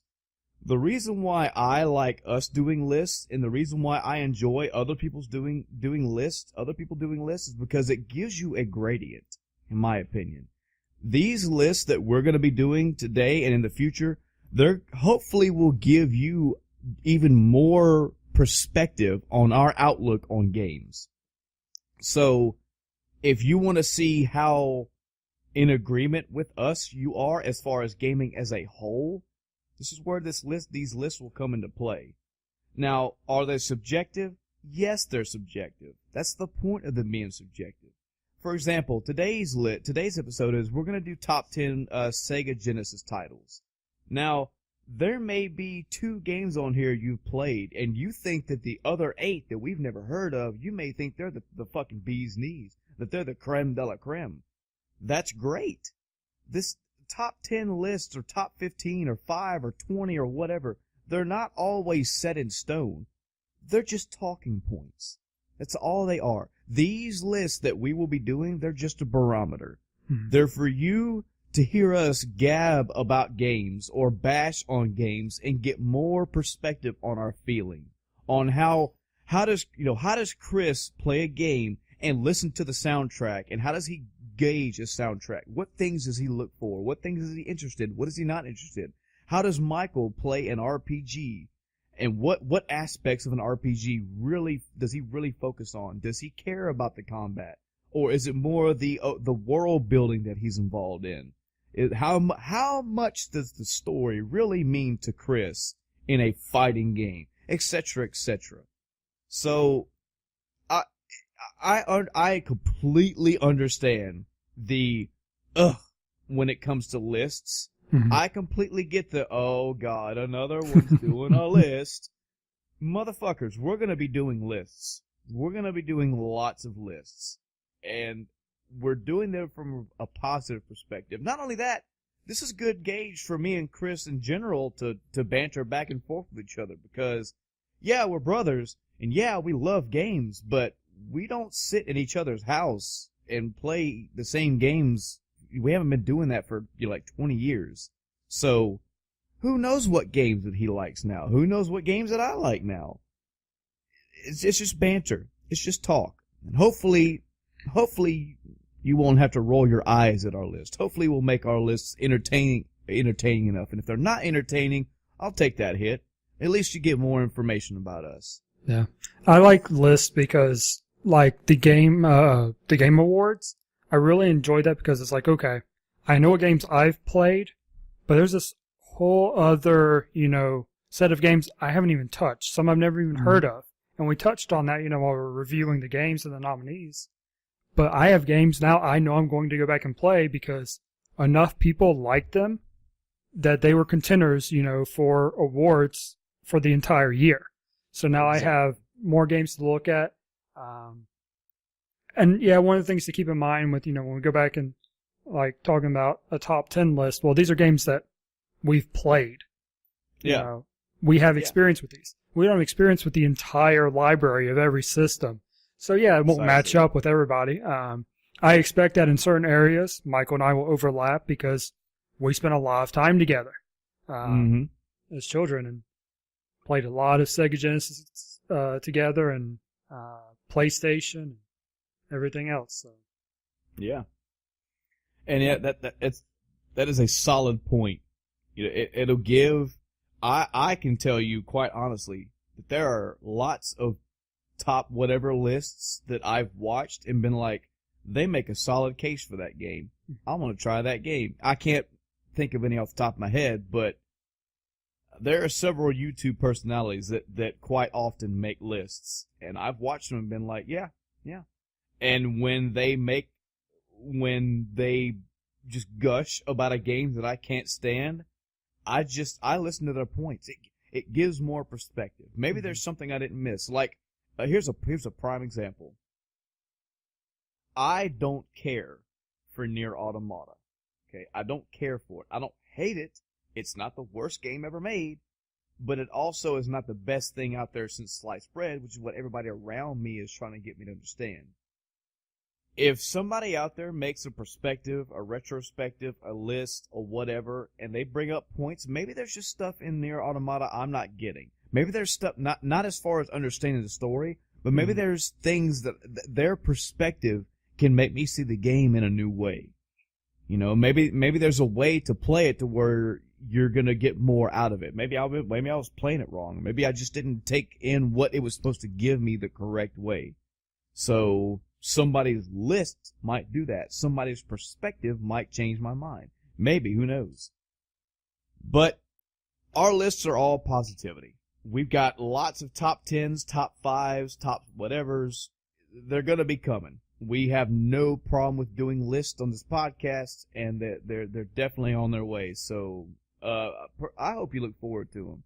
I am looking forward to it because I want to know this man's perspective, and I want to know how we as a podcast together, you know, where our stamp of approval comes to. Hopefully in these games that we're going to talk about, we're going to talk about them enough to where you at least want to go pick one of them. You know, maybe you didn't like this game, or you never heard of this game that Chris played, or you never did like this game that I mentioned, but you know, maybe we can talk you into it. As far as I know, in our subjective opinions, I don't tend to stick around with shit games. I don't. We are not that Number one, we're not a Let's Play podcast, but I don't see us being the guys that are like, all right, Chris, we're going to go through Sonic 06. But Michael, that's a shit game. It's like 1 out of 10. I know, Chris, that's why we're going to play it. Yeah. When I'm here in my house, if I don't like a game, I stop playing it. So, anyway, rambling on, bullshit aside, today's episode, what are we on, Chris? 20. Oh God, we're not 123. Is this 23 or 20? Let me look at the Skype message real quick. I don't know my own podcast. Get out of here. This will be 23, not So counting the tangent. Right, episode 23 is going to be our top 10 Sega Genesis games. Now, the way that I want us to do our personal console-style games is going to be, Chris is going to give his list, I'm going to give my list in alternating fashion, and you guys and gals are just going to hear what we have picked for tops. It's not Chris, you didn't pick this for number 3, your list is better, your list sucks and my list is better. That's not what it's about. These are just lists of here's Chris's top 10, here's my top 10, hope you guys like it. We will be having lists down in the near future that are going to be the end of time casts list. Mm-hmm. As in, Chris and I together will debate, deliberate, discuss, and we will come to our together conclusion to say, hey, as far as the end of time cast goes, we say this is the top blank. This is number 1. This is number 4. This is number 15, whatever. Yeah. But these episodes, like this one right here, it's just what Chris loves and what I love.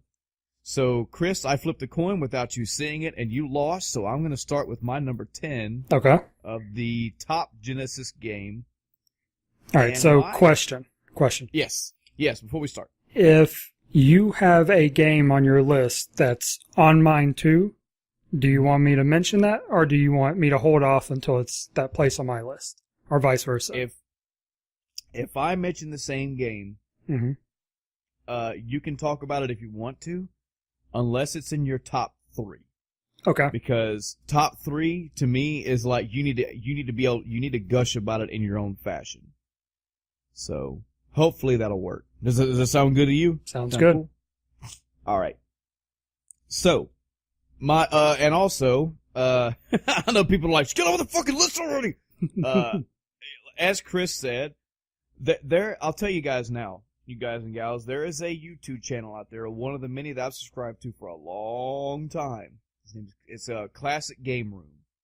And in the title card for a lot of his videos, he mentions that, and I'm paraphrasing, but he's on an endeavor to play every single game ever made. And I'll tell you, if you look at his library, he's been doing this shit for a long time.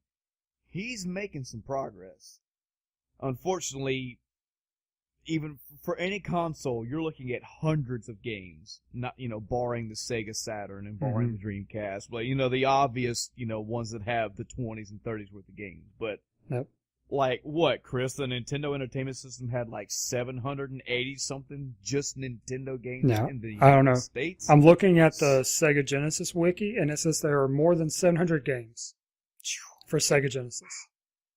So this is probably where this, and I'm saying this, I'm not trying to steer people away from our podcast. I'm saying as a full disclosure, full honesty. Chris and I have played, quote unquote, a lot of games in our lifetime. We have not played that many. I think in my personal time, now this is console specific, but just speaking of the Genesis, just the Genesis itself, I think I have personally had my hands on and played through maybe 30, 35 games. But remember, I come from a Nintendo side of the world. So, Nintendo, oh yeah, I've played 200-300 Nintendo games. I've played probably 200 Super Nintendo games, etc. I didn't personally own a Genesis, so me going to somebody's house was usually how I played a Genesis title until I got my own. And by the time I had my own, I think I was already in the 4th or 5th generation of games. So, unfortunately for me, this list was very easy to come to, but I'm probably going to be glossing over games that you guys are like, man, you can't believe you didn't play this game. Sorry, I'm only listing ones that I played. Whether it was for a while, it was enough to give me an impression to make me put it on the list. But 10 out of 700 games, they still have to be some type of noteworthy. We're still talking about games that you should play. So, starting off with my number 10, and working the way up, my number 10 was Road Rash 2. Oh man, I completely forgot about Road Rash. Yep. I did, until I was perusing the games and everything and actually, compiling my list together. Mm-hmm. And I have played probably maybe 3, maybe 4 total Road Rash games in my life. They are not a standard go-to game for me, but they were fun as hell when I played them, and they were so new whenever I did play them. Road Rash 2, I believe this is one that Andy had. I think so. I remember playing it at our aunt's house, and this was something so new to me. My racing history before this was playing like Nintendo RC Pro AM. I never played like a Spy Hunter. I never played I can't think of like Firepower 3000. I don't know. I can't remember. Fucking shitting out names, but was never really into racing games. Road Rash is a racing game, but that's half the game. Yeah. The other half is, so the idea is you're racing down a road. It's some random road in the countryside. Number one, you're racing against other motorcyclists. And this is on the Sega Genesis, so the controls are already kind of, they're bare bones. You got gas, you got left to right to swerve and turn, etc., etc. You got brake, yada, yada, yada. So obviously, of course, you're racing against other motorcyclists, and you're trying to get to the finish line first. Duh, standard racing fare. Second, you're trying to evade police, because the police are always on your ass. You don't have too long in that game to slow down or stop before cops will catch you and arrest you. Like, they're always on you. There's no, you've already committed a crime just by racing. You don't have to do something bad for the cops to be there. They're already going to be there. Yeah. Third, and this is the big takeaway from Road Rash games, is you have various amounts of weapons at your disposal, and other racers will try to knock your ass off your motorcycle. Conversely, you will knock them off of their motorcycle if you can. So another racer will parallel up to you, and they'll pull out, I don't know, a pipe. They'll pull out a bat. They'll pull out a length of chain with like 15 heavy-ass chains in the link, and they will beat you until you fall off your motorcycle. And you will also beat them. You can punch them. You can kick them. The idea is you're trying to make the other person, the racers are trying to make themselves, the racers are trying to make their opponents crash. That gives them more advantage. Number one, if you crash too close to a cop will come and arrest you. And if you crash, in the race, you're going to lose your place. People are going to pass you by. That was totally new to me. Now, yes, in RC Pro AM with remote control cars, you had missiles and all that. I get that, but this was a motorcycle racing game, and it was also 16-bit on the Sega Genesis. So for what it was at the time, it looked great, and the action was fucking fun. It had secrets to unlock too. I think there was there was either a black racer, like a guy in all black gear, or a black motorcycle. I think it was a motorcycle you can get that was super fucking fast. But yeah, good time, good entertainment. I believe we could play this co-op split screen. Yes, you could. Yes. They had two different modes. You could play the normal race with all the NPCs, or you could do 1v1. Yep. So you got couch co-op, awesome. You bash each other with weapons. You outrun the police. You outrun other racers. The music was pretty good for the Sega Genesis back in the day. Good entertainment. The fact that it blindsided me with what it was, that I could look at it and see it was a motorcycle game. It was like Road Rash. What is that? Oh, I get it, because if you're a motorcycle, if you crash, you get rash. It's like, but that's not all what the game's about. You're literally trying to make people crash. Yep. So had a good time with it. Yeah, I glossed over that one, or it would have been on my list. I'll say that. So what about you, Chris? Give your number 10. All right, so my number 10 game is a bit off the wall. It's okay. Toe Jam and Earl in Panic on Funkatron. Go for it. Did you play that? I never, and my wife's gonna hate this, I never played Toe Jam and Earl. Okay. So she's giving me a look right now. I should screenshot this look and post it to the page. But yeah, it's actually one of my wife's favorite games from back in the day. Personally, I think I actually played it for a bit at somebody's house, and I don't know if maybe I didn't like it or it didn't catch me the right way, but I have no memories of that game at all. So please, you've got the stage. Yeah, so this is one of those games I had. I don't think it was in Andy's library. I think this is one I somehow got. I have no idea how. I do recall, I believe I actually read about it in a magazine before I got it. So maybe I saw it at a pawn shop and got it then. I got my parents to buy it for me. So, Toe Jam and Earl, at least Panic on Funkatron, is a side-scrolling platform game. It's not like an auto-scroller or it locks you where you can't go back left, but it's, left to right screen scrolling. The idea is you're these two characters, Toe Jam and Earl, obviously, that are rescuing humans, all Earthlings on this planet. And they're all touristy, they'll flash their cameras and there'll be, I'm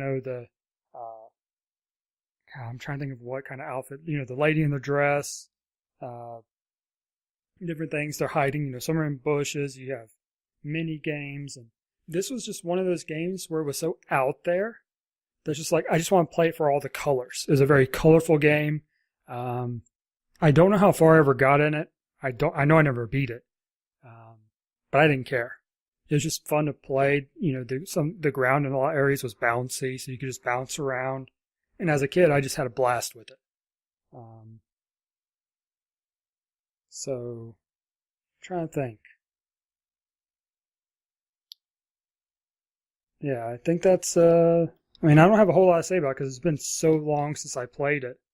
Yeah, it's the same for me. I haven't played a lot of these games. I haven't played a Genesis game probably, like just randomly picking up a Genesis game and playing it, probably 5 years or more.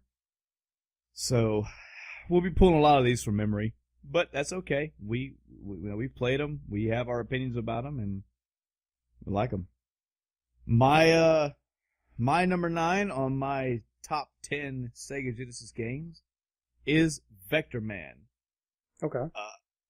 There were 2 Vector Mans on the Genesis, and I was so sure that I liked the second one, that I would like the second one over the first one, that when I played these 2 games back in the day, this is probably 15-something years ago, I played the second one first.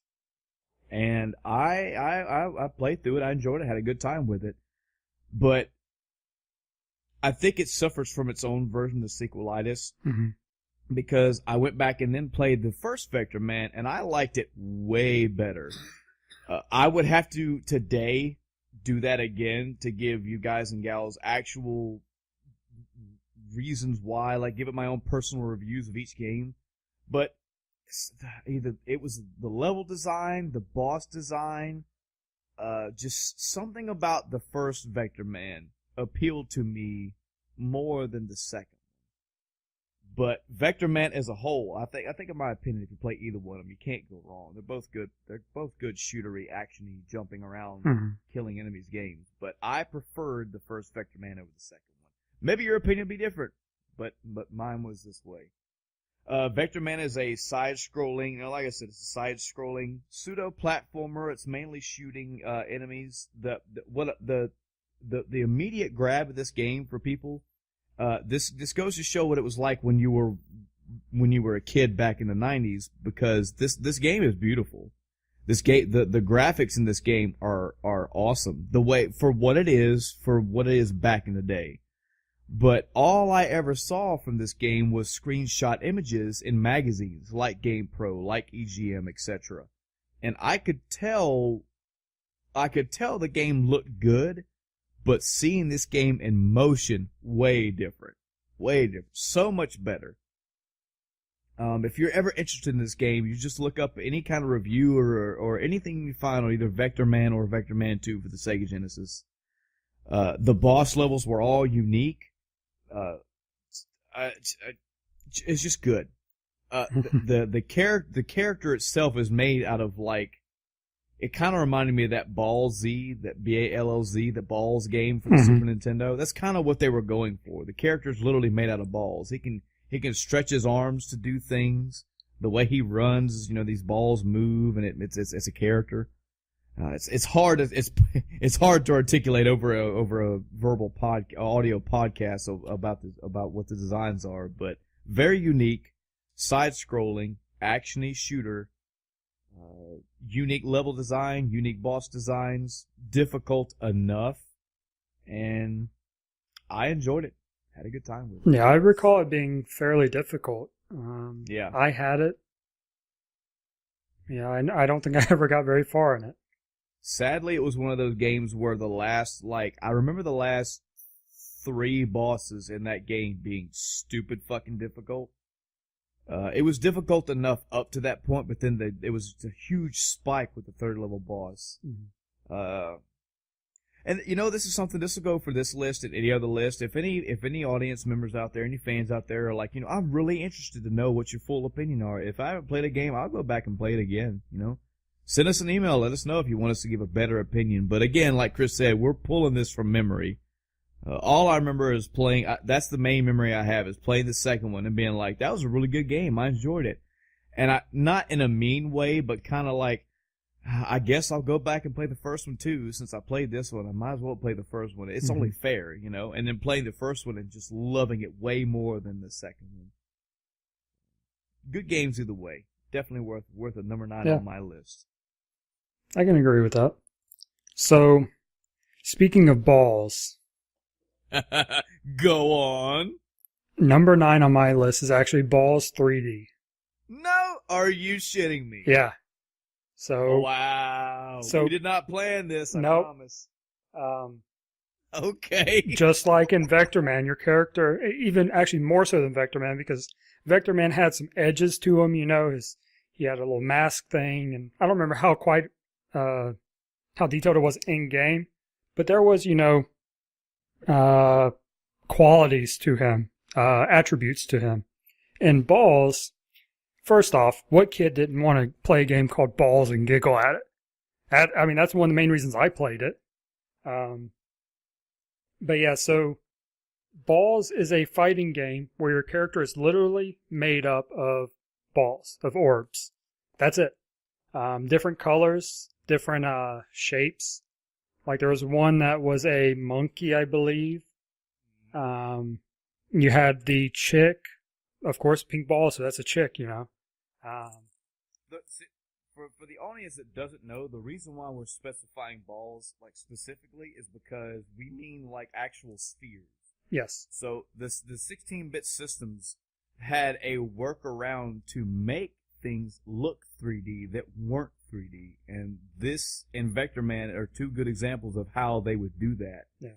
How it's not 3D, but it looks 3D. Mm-hmm. So it wasn't made of circles in the game. Like, there was a 3D rotating arena, and the characters their body parts were made out of interconnected spheres. Yeah, the arenas were circles. I don't think there was multiple. Were there even multiple stages? I don't think just one. I think it was just one, literally one level, which was this big circle. You had this scoreboard thing on the background that would pop up funny things or pictures or whatever as stuff happened. You do a good combo or something on your enemy, and you'd be like, "Ouch!" or something like that. Just the commentary on screen, and that was it. You just had your character made up of balls, and you fought other characters made up of balls in this one circle, which was pretty big. And that was it. It was a very simple fighter. And one I probably never would have played if it didn't have balls in the name. I remember the billboard doing all kind of smack talk too. I thought that was funny. Didn't they had fatalities in that game, didn't they? Or an equivalent to? Yes. Yeah. Sure did. It was fun. A fun little sidestep of a fighting game for sure. Now, as far as mechanically inclined, wasn't the greatest in the world. No. But I mean, you're seeing the very early stages of 3D fighting, so take it for what it is. Moving up to number 8. My number 8, my top 10 Genesis games of all time, is Mortal Kombat. Now, the first Mortal Kombat for me. Okay. Because unfortunately in my life, I wasn't able to play Mortal Kombat 2 as much as I would like to. I do love Mortal Kombat 2 more than 1, which is kind of contrary to why 1 is on my list instead of 2. But I played Mortal Kombat 1 till I was cross-eyed. That's the best way for me to put it. I had it available to me to play. I played it at many, many different friends' house. I think just Mortal Kombat 2 is at one friend's house. And kind of like the way that Road Rash 2 was an impact for me, Mortal Kombat was an impact for me.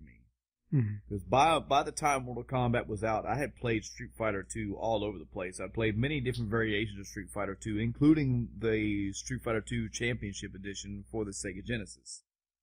And Street Fighter 2's fun.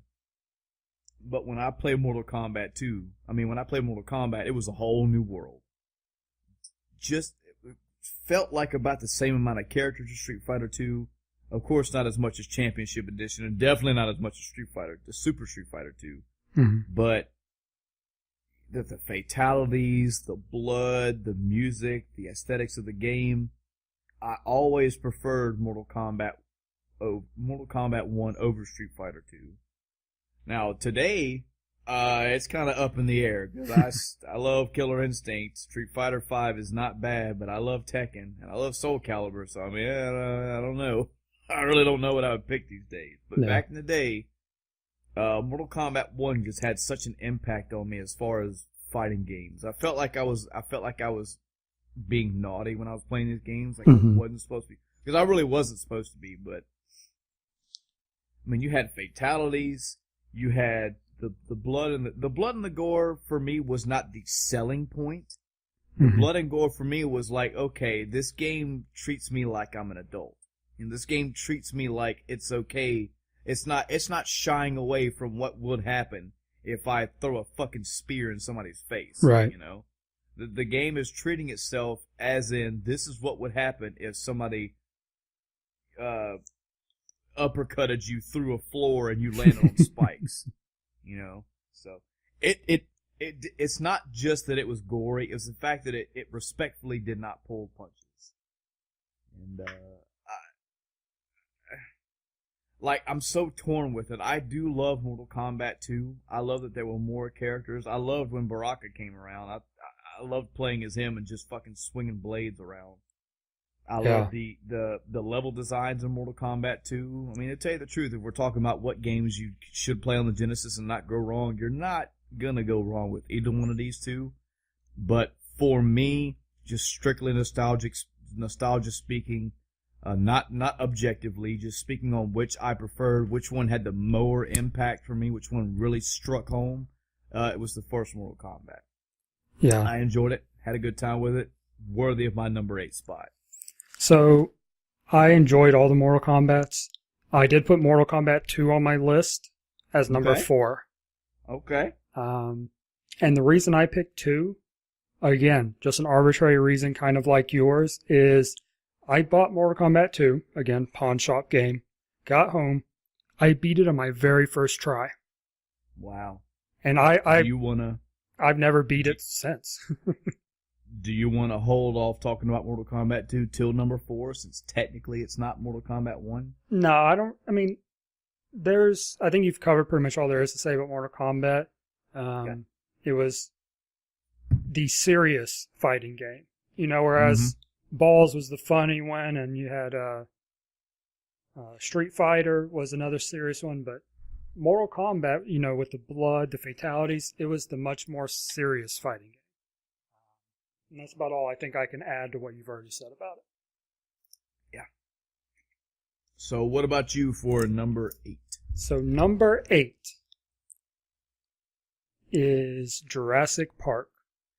Oh man, I tell you, if this list had extended to 15, that was going to be on there, because I love that game. Oh, go ahead. God, it was so hard though. I wanted to play this game. I wanted to get far. I wanted to progress, but I just died over and over and over and over. But I kept at it. This is one of those games where I often talk about games that, I couldn't beat or I didn't get very far on, and, that kind of turns you off of it. This wasn't one of those. I may put it down for a little, or I would put it down for a little bit, but I'd pick it right back up because I wanted to progress either with Dr. Grant or as the Velociraptor, which is, who doesn't want to play as a Velociraptor? Yeah, well, why don't you tell the audience about this game, because I think you just blew their minds if you've never played this game before. Yeah, so Jurassic Park is a side-scrolling action platform game. Your main characters, like I said, Dr. Grant or the Velociraptor. How awesome is that? Before you even get into the game, how awesome is that to get past the title screen? Hey, pick a character. Pick Alan Grant or a fucking Velociraptor. Like, you just bounce back. Wait a minute. So not Alan Grant or maybe, Malcolm. Mm-hmm. No, either play as a human or as a fucking dinosaur. Yeah, so, like I said, very difficult. It really escalated quickly, is I think one of the issues with the game, because you start out, you're like, all right, I'm platforming. Okay, I jump over here, there's an enemy down there, I'll just jump on the platforms up higher and I'm good. But then later on, it's like, how am I supposed to get past this Triceratops? Because every time I get here, it stabs me and kills me. And, refreshing my memory from the wiki, you only had 3 lives per level. And then you had to start over. If I remember right, the Velociraptor could edge grab, couldn't he? Yes. Actually, I think Dr. Grant could he? Directly above? Maybe they both could, yeah. But I definitely remember the Raptor doing it because he would use his front 2 talons, not his hands or where his hands would be, but he'd use his feet talons to grab onto a ledge and then vault himself back up onto the ledge. And there were levels, I specifically remember a sewer style level, that him getting through the level that was a main tactic for him to get around. Yeah. Because if you didn't catch the ledge just right, and it was almost pixel perfect, you would fall down below and you'd die. Yep. And I do remember the level. I think I got to the second level with each of them. I'm trying to think if I ever even beat... I'm fairly confident I beat the first level with Grant. Yeah. But I don't think I beat the second level on either one. It'd be an interesting game to go back and play now that, I have my adult brain. I Yeah. can process the level better. But it was... I know the Velociraptor, you could eat the little ones or something like that, or kill them. But you had to worry about the humans. But then as, Dr. Grant, you had to worry about all the dinosaurs. You had a tranquilizer gun, and there were other weapons. I never got far enough to get them. Yeah. But I had the tranq gun, and you didn't get many shots with it, I don't think. Yeah. But yeah, very difficult game, but fun. I want to say it was one of the first real platforming type games that I put that much effort into. Mm-hmm.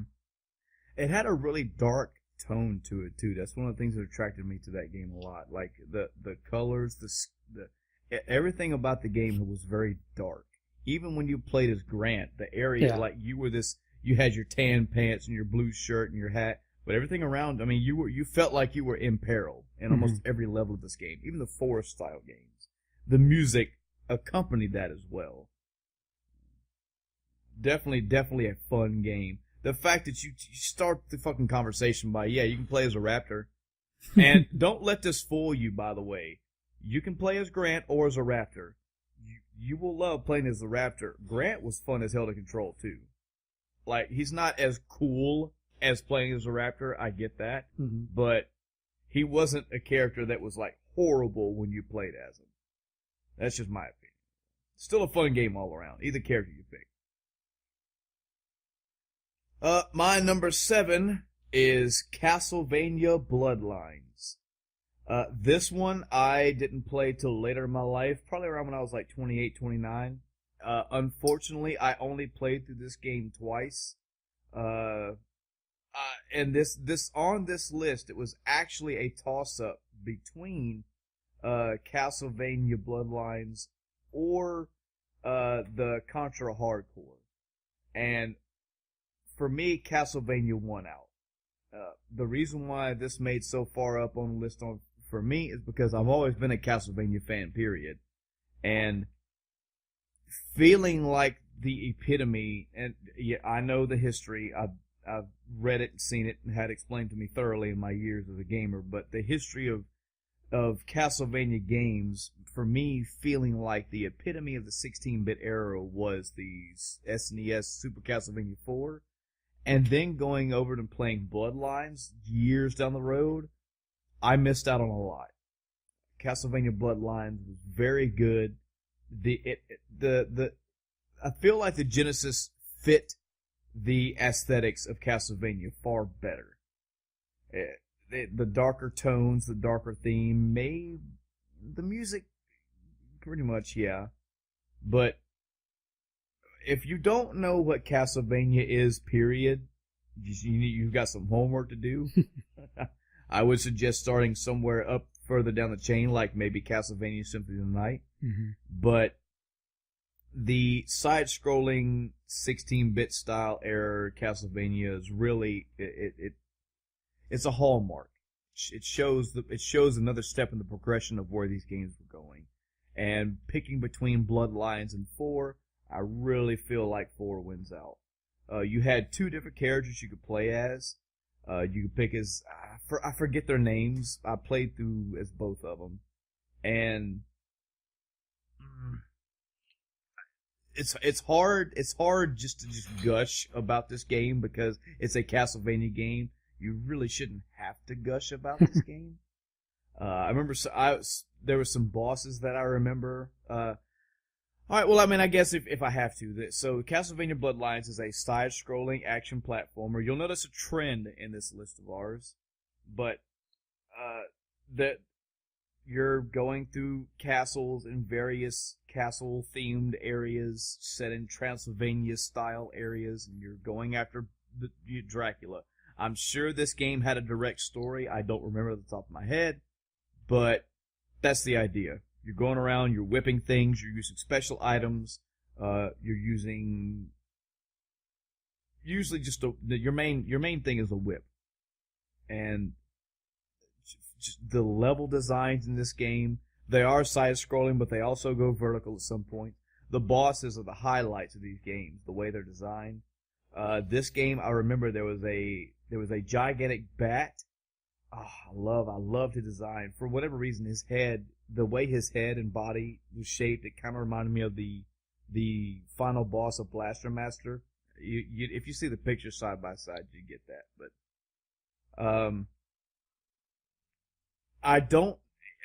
I'm gonna say it's mainly just the aesthetics. I'm gonna say that it's because this game controlled maybe Castlevania 4 controlled a little bit better, but I just prefer Bloodlines. I feel you can't go wrong playing either one, but Bloodlines was just far superior to me.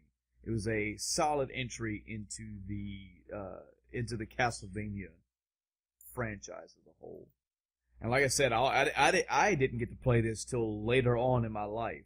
So that's just another the impact of this is another reason why I put it on the list. Going through my life and being like, oh, I had played Castlevania 4 several times. I've only beat it once or twice, but thinking that, okay, as far as 16-bit era goes, I've already had my fill, and they're like, oh, you haven't heard of this game? You haven't heard of this game? You haven't heard of Bloodlines? You haven't heard of Vampire Killer, etc., etc.? And I'm like, no. And then playing this way after the fact, way after Symphony of the Night, way after 3D Castlevania games were out, like, holy shit, this game is fucking good. These games are good when you can go from level to level to level, and you can see growth. You can see improvements in gameplay and level design, and you find all these little nooks and crannies, these little incidentals where you go, that's cool. I like that detail. I like what they did there. Castlevania Bloodlines is full of those.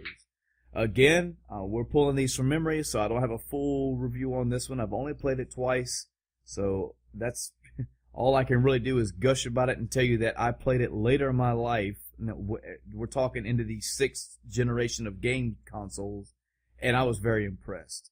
And I think that says a lot for a game. That was my number 7. Yeah, I never played it, so nothing to add for me. Just in general, have you played Castlevania games Yes. at all? Yes, I have. Okay. Well, you should give it a try. But anyway. So my number 7 is Sonic Spinball.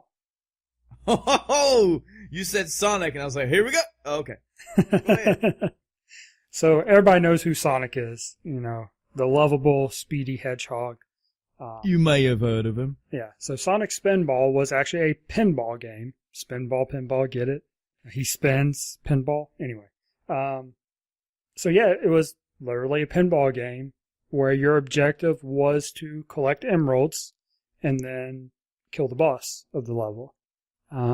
This also, as a kid, had a pretty hefty difficulty curve. And I want to say I tried it later on. I'm not sure if I was quite adult ages yet, but it was pretty difficult even then. It was a nice change from platformers and fighting games. It was something you could just pop in and, play for a bit. Trying to think. I mean, it's a pinball game. But it's fun, though. Yeah, it's really fun. Because it has progression in the game. Yes. It has, like, go ahead. It's your game. What am I saying? So yeah, there's, it's interesting because, typically in pinball games, you drop down the middle, you're done. Unless you have some kind of save thing or whatever. But in Sonic Spinball, at least in, I believe, most of the levels, I only got to the second one personally, but I've watched speedruns of it now. But most of them have some mechanic to either keep you alive or you actually should be doing this because you can get the emerald that way or something like that. So it's not a straight up just shoot up to the top and go around the loop over and over to get what you want. There are areas where you actually walk side to side. Not rolling, you're just literally walking. You can grab ledges, and like the first level has a minecart ride you can do to get the emerald. And there's plenty of mechanics to make it not just a pinball game, but you're actually doing things to Sonic style to accomplish the goal. Like I said, you had boss fights, so that's again where you typically aren't just flippering yourself around. You have to hit the boss X number of times, and there's the robot enemies, the Sonic Classic. They'll get in your way. Levels would change as you collect emeralds or hit switches and whatnot, so the actual gameplay of levels would change, and you'd no longer be going here, or you go to a completely different area of the map, and you'd be flippering around there trying to solve whatever puzzle or hit whatever markers you needed to. Yeah. I recommend for anybody remotely interested about this, there's a YouTube channel I've talked about before called the D-Pad, and they have what's called the Sonic Let's Play, where they have went through every Sonic game in existence. And the great thing about their Let's Plays is the first episode of every Let's Play, like, let's say, for example, they played Sonic the Hedgehog for 10 episodes. Their first episode, they spend a good 5 minutes or so talking about the history and the trivia and, did you know style facts of the game. And, of course, they did Sonic Spinball. And I forget the facts off the top of my head, but you can check out their Sonic Spinball Let's Play. And their first episode, they talk about some of the history. I think there may have been some trials to get to this game being made. I feel like this game, as far as the public eye, was like, what? A pinball game for Sonic? It's not what you think. Yes, it has the, like you said, the, flippering your character, flippering Sonic around. That's gonna be the title right there, Flippering Sonic. There is the standard pinball stuff in there where there's objects on the screen. You're trying to hit Sonic into them. Yes, but the levels expand. There's boss fights. There's things to do Sonic style in those levels. It's a Sonic game through and through, but the controls are pinball controls. We'll put it that way. That's the best way to put it. Yep. It is fun. It is very fun. It's very entertaining. And if you look at that game with a ho-hum, that's understandable. When you play it, you'll understand. Yep. I'm sorry, you good? You good? Yep, I'm good. Okay. My number 6, starting to get up in the really, really good ones for me. My number 6 is Rystar, Sega Genesis. Now, I'm going to give the audience a second to try to guess what style game this is. That's right, a side-scrolling platformer style game. This was, I believe the history to Rystar is one of Sonic's original, like way, way back in the day. When they were making Sonic originally, when they were making a mascot character for the Sega Genesis, there was a character that was designed after a rabbit. And the rabbit would use his ears to grab onto things in the world. And that's how he would maneuver around. And then that somehow got changed to this star-looking weird character, which then got changed into Rystar. Rystar didn't get his own game. Rystar did not become Sonic. Sonic got made somehow else, but then Rystar himself got his own game. Either way, trivia aside, it's a side-scrolling action platformer style game. One of the cool aspects is he uses his arms as he can extend his arms to get around. He can swing off of poles. He can there's collectibles all throughout the levels. The graphics in this game, the color palette in this game was pushed. I loved it. The colors everything about this game will remind you of Sonic, but if it was slowed down and more focused on the platforming and more focused on like I said, the using your arms to maneuver through the level. Did you ever play Rise Star, Chris? I did. You like it? I enjoyed it. I don't remember a whole lot about it. I didn't even recognize the name of it. But as soon as I saw the cover art, I know exactly what game you're talking about. Very, very colorful. It's a fun game. Unique boss designs. Again, if you are interested in the side-scrolling style games, if Sonic was here's the thing. This is a controversial statement, maybe. If Sonic was your thing, but you didn't like that there were times where Sonic had to slow down to move around the world, then play Rise Star. Because Rise Star, to me, is what that was supposed to be. Rise Star doesn't focus on running all over the place. He focuses on platforming and level progression through movement. I wish I could say much more about it. It's been a long time since I played it. The main thing that stood out to me when I played this game was the level maneuverability and the graphics and the boss designs. Is it a better game than Sonic? I mean, it doesn't have the popularity of Sonic, that's for damn sure.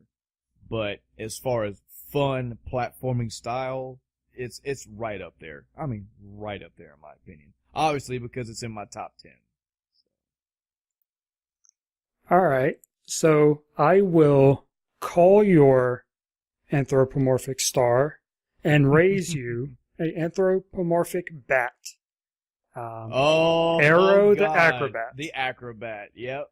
So Arrow the Acrobat, of course, Acrobat is acro-bat, play on words. He's a bat person. Get it? Yeah. Named Arrow. So this, surprise, surprise, is a platformer. And it's, God, I wish I could remember more about Rise Star, because your description of it sounded like parts of Arrow. One thing that made Arrow the Acrobat stand apart from some of the other platformers is that you could glide or fly. Yes. So your levels, even though it was a 2D game, you got a whole new dimension to it. It was no longer, jump from this platform to this platform. It was, okay, fly across the stage and see what's over there. Because, you can only see so much. You had various objectives you had to get. Arrow, the Acrobat, is a circus member, and he's protecting the circus, whatever, from bad guys. This one, I don't recall being very hard. I don't know how far I ever got in it, but it was just one of those because I stopped playing, and saves weren't what they are now, so I couldn't just pick back up where I left off every time. Yeah. But yeah, I had loads of fun playing it. Yeah, flying around was a big thing in this one. Trying to think. It's been so long, but I know I put a lot of time into this game. This is one of my go-to games when I'd carry around my Nomad. I would have this and Sonic Spinball and a couple other games, and they were my core games. I'd play, religiously. Right. Well then, we can move on. That's fine. Yep. So we're getting to the top 5. Mm-hmm. My top 5. My number 5 game. Now, Chris, you may not have heard this. And this is a bit obscure. And I'm not that guy to name weird, obscure games to grab attention. But this is a side-scrolling shmup game. It's called Biohazard Battle. This game. This is a joke, guys, because we've guys and gals, because we played this together, as kids. So my history before this game, I had played Gradius on the NES. I had played, there was a Gradius Light game. I forget the name of it. It was one of the first games I ever had as well, like one of those first Life Force. Okay, I had Life Force as well. Man, how did I forget Life Force? I believe I had played not Contra, but Gradius 3 before this one. Either way, my shmup life before Biohazard Battle was very minimal, very, very small. And I played this again. This was one of those games at our mutual aunt's house with the guy Andy who had this. And number one, the first thing that's going to get you about this game is the graphics. I remember the ship design, the enemies in the stages themselves, the bosses. I loved how this game looks. This game looks so good. It's actually not that dated either if you played it today. If you had it in that year frame, in that time frame, that 16-bit style, it kind of uses the same style graphics as like Vector Man and Balls, the sort of 3D. Some enemies have that 3D look to them. So the visuals right off the bat grabbed me. If I wasn't impressed by playing the game, just the graphics right off the bat had my attention. Number two, the designs in this game are otherworldly, and they feel that way. You fight giant crabs. You fight what feel like flying frickin' blood-sucking parasites. You fight aliens, of course. You fight other ships with obscure designs. It is a side-scrolling shmup through and through, and the designs fit that alien aesthetic. If you feel like you're in a world that's been taken over by like radiation or whatever, which is I think the theme for the game. Maybe not so much because your ships were also alien-like. To tell you the truth, Chris, I've never looked at the story to that game. I'm sure there's a story to it in the instruction manual, but who reads those, right? Third, just like a lot of other shmups, this game has options. You have different weapons that you can pick up throughout the game and use, and they all have different abilities, just like Raiden did, just like Radius did. And I think one of the fond memories for me and Chris was playing this game and never actually knowing the actual name for them and just making our own fucking name. For example, there was one weapon that was a heat-seeking ability. It just shot out this laser. It's like it shoots out a laser, and you can actually upgrade the weapons as well. So when you first pick up this heat-seeking laser, it's a very thin red line, and it shoots out a little line. As you upgrade it, that laser becomes thicker and more powerful. So we would pick this up, and I'll be like, all right, I've got the heat seeker. That might be what it's called, and it may have another technical name. We call it the heat seeker. You had this other option where there was a little block-looking thing, this rectangle that would follow you, and it would shoot out bullets in all 8 directions, in all the cardinal and up, down, left, right, diagonals, whatever. And then the more you upgraded that, it would shoot out more. It would shoot out, the bullets would become thicker. And we would call that the card, because it was a rectangle with a little diamond in it. It looked like a card. It'd be like, all right, well, you take the heat seeker, I'll take the card. And so on and so forth. Chris, can you remember any of the other ones? Those are the two that always come to mind, but I know there was more. So, I don't remember them, but I guess there were some rings, some circles. Yes, the rings. Yes. So you would shoot out these large ring-shaped bullets. And, it was like, hey man, you get the rings. There was one that we never liked to get. I think there was one where there was a little pod that would follow you, so to speak. It would mimic your movement in a circle around you, and it would shoot out these 2 little green pellets. And if you upgraded it, the pellets would become larger. And we always hated that one. Yeah. I want to say we called it the green one, but I don't remember. But we never did like that one. So I'm looking at the wiki, and I think it's just called pods. Yeah, it might be what it is. But we had a name for every single one of these weapons. To where it was code. I mean, like, we would kill enemies and see that and be like, all right, look, we got this enemy coming up better. This enemy coming up. This boss coming up. We know this is going to work better. You take the rings. I'll take the heat seeker. Like, we had all this shit, like, planned out.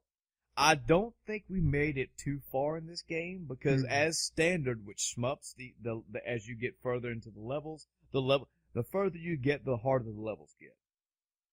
I do remember the city level, the first one. I do remember the forest area, and I'm pretty sure sometime in my later years I went through on my own and just played it and beat it. But it requires shmup style memorization. It requires shmup style pattern memorization and twitchy movements later on in the game. But again, this was a jump in my gaming world for shmup games. Fun, enjoyed it, beautiful to look at, good fueling music too. I remember that. I remember the bosses being like don don don don. I love the game. Had a good time with it, and it's up there. It's my number 5 on this list. Not only for the memories that we had, but just because of what a good game it is.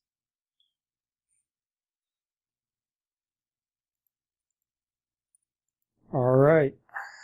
So my number 5 is one we've talked a little bit about, Altered Beast. Oh, I gotta say, I'm surprised that this game made your list and has even made it that far up on this list. I gotta say. We've talked about it. It's a side-scrolling beat-em-up with a little bit of platforming in there. The premise is that you're this guy who you get power-ups and turn into different animals, or beasts, rather. You've got the werewolf, the were-dragon, were-bear, were-tiger. You see the, trend here.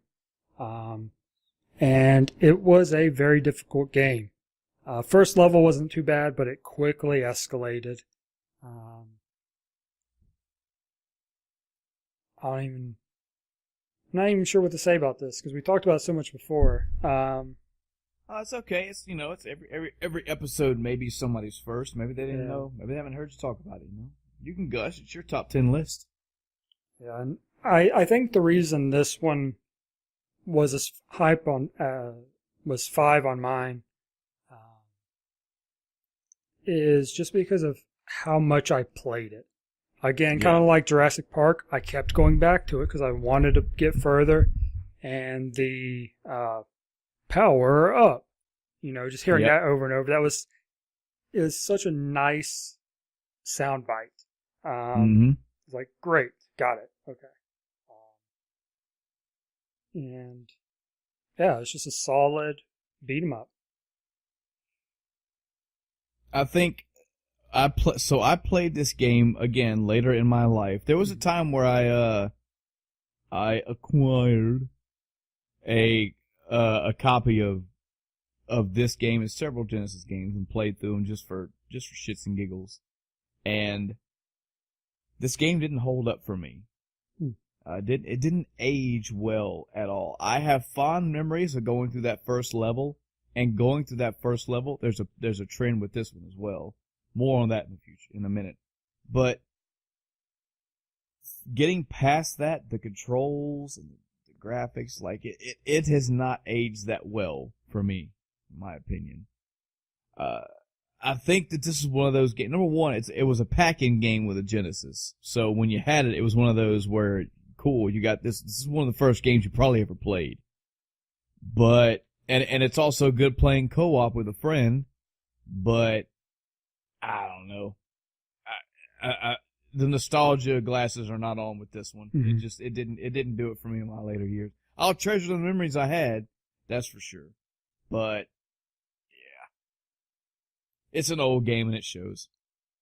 That's fair. All right, so my number 4. This is gonna be fun. My number 4 is, and I'm specifying this, Sonic and Knuckles. This is my number 4 game. Now, before the questions are out, no, this is not Sonic and Knuckles and Sonic 2, and this is not Sonic and Knuckles and Sonic 3. This is the standalone Sonic and Knuckles. Okay. I mean, fun game. Super fun game. You get this new character out of nowhere.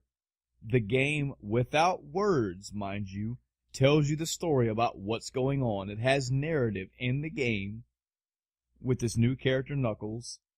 You have this whole dilemma with the Chaos Emeralds. It's now a bigger deal with the big giant green emerald. you have Knuckles coming in now and again and foiling your plans to get through the level. Mm-hmm. The level design in Sonic as a whole got better. The music got better. The bosses became more intricate and just better design. Try to refresh my memory, Chris. Okay. There is a pyramid / sand level. And the boss, it's either a boss or a mini boss. It's a walking sand monster. Is that Sonic 3 or is that Sonic and Knuckles? I think that's a good question. Sonic 3. I think so as well, but it's been way too long. That's all right. Somebody will correct us, or we'll correct ourselves.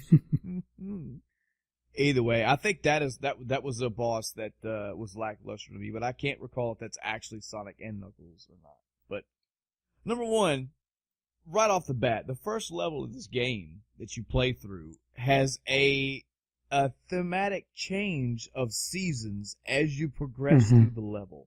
That was awesome. Love that. Love that to death.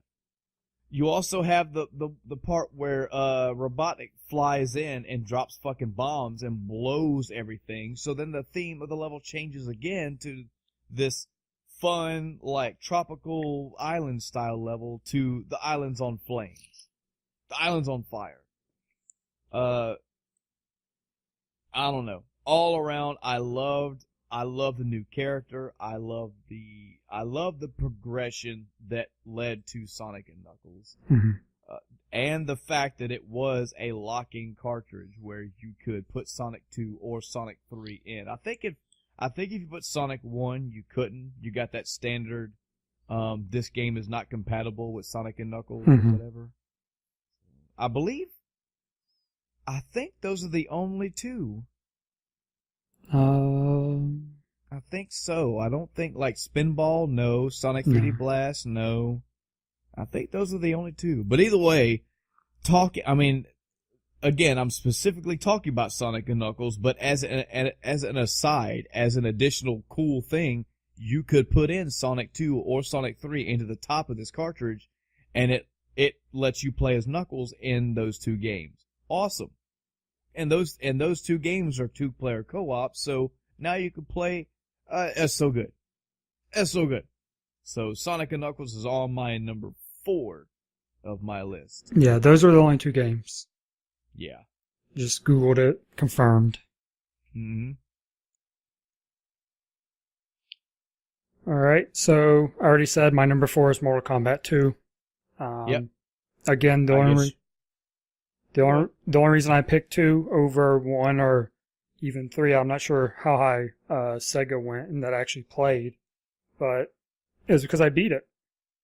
Yeah. I may have been the only Mortal Kombat game I beat. I think I beat 1, but it took me a lot of tries, but I've never beat 2 after that very first time playing, and I beat it in one go. Never beat it after that. So, which is crazy because Shao Kahn is no joke. Mm-hmm. All right, so we can jump into your number 3. Yep. My number 3 is Rocket Knight Adventures. Chris, have you ever played this game? I don't think so. Rocket Knight Adventures is so good. Okay. Side-scrolling platformer, yes. The trick is, Rocket Knight he's like if you've ever seen adverts for this game, he's a possum in a knight suit with a big sword. And he has goggles on, because on his back he has a jetpack. And he can dash/boost throughout the levels in this game. That's part of his, kind of like how Right Star uses his long arms to grasp things, etc. He uses a jetpack to boost around to progress through the game. Fun. The music and the level design and the action, it's just all fun from the very first stage. From the moment you start playing this game, it's all designed around fun.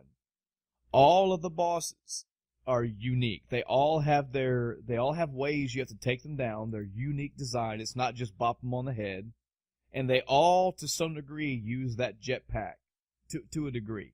Same thing in level design. The levels are designed for you, especially the later ones. They use your I think if I remember straight, you have a meter, and you can use this rocket until that meter depletes, and then you fall.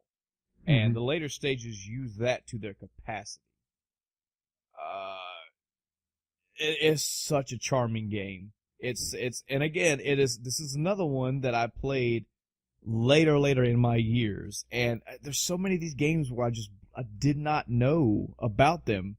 They didn't get as much play. I remember seeing the Rocket Knight Adventures, adverts in the magazines. I remember seeing it in GamePro and EGM, but kind of being like, I've already played. I guess my old school, my kid mentality was, I've already played Sonic, so I don't think anything can top that. Well, Rocket Knight may not top Sonic as far as popularity, but as far as maneuverability, controls, etc., oh yeah, oh very good, such a good game. I believe there is a sequel to this, or this may be a sequel. But either way, this is the one that I remember playing first. And I can't say enough good things about it. If you want side-scrolling and you want platforming, but you want something a little bit more, just like a few more little bells and whistles than Sonic for the, as far as platforming goes, it's great. It's great. It has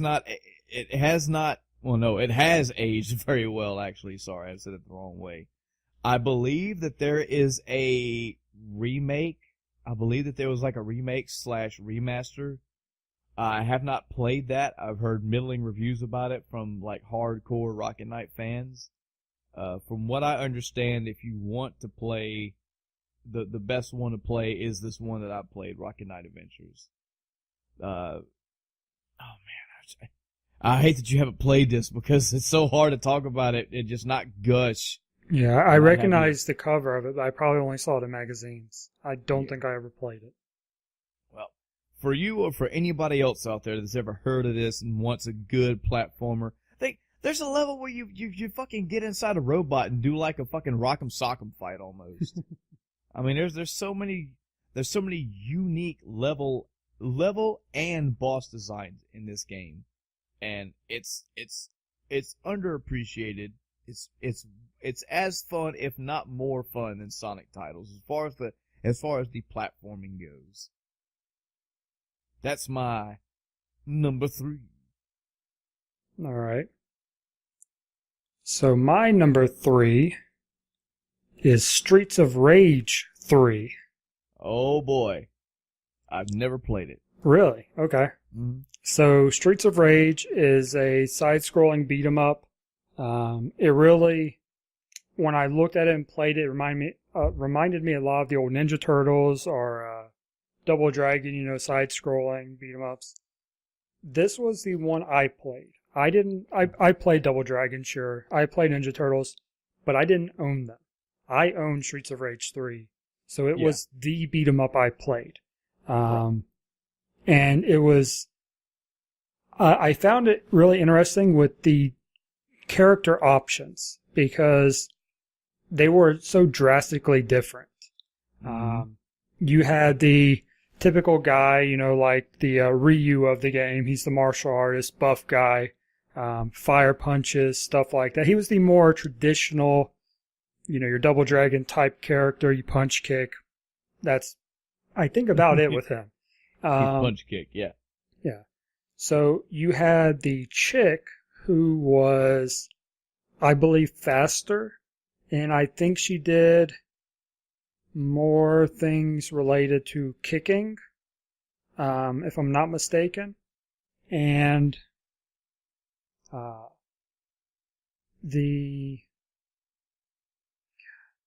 there's a older guy you could play as, and his thing was electricity in his arms or something like that. Mm-hmm. So you would, electrocute your enemies. And the one I played as the most was actually Skate, who was this like teenager on skates, and he would just blast across the screen, nailing everything in his path. That sounds cool. And there were power-ups, and you had special abilities, and yeah, like I said, his big thing that he would do is he would, I believe, it was like rocket propelled at that point, or looked like it or whatever, and he just flung his arms around, so he was just wailing on everything in his path, and that's who I mainly played as because he was so good at just taking out enemies on the screen without taking damage back. Because typically if you get close enough, you have to do the, who's going to hit first type thing. But when you're in a special ability, I believe you had a little bit of invulnerability, or the window they could hit you in was much smaller. So the downside was you couldn't move up and down on the screen. So you had to line yourself up. So you had that, kind of balance to it. Right. But yeah, there's a kangaroo you could play as. I think you unlocked them or something. I thought I saw pictures of a kangaroo with boxing gloves and a spiked necklace and shorts. Yeah, he's actually on the cover of the game. But I believe he's a unlockable character. Something like that.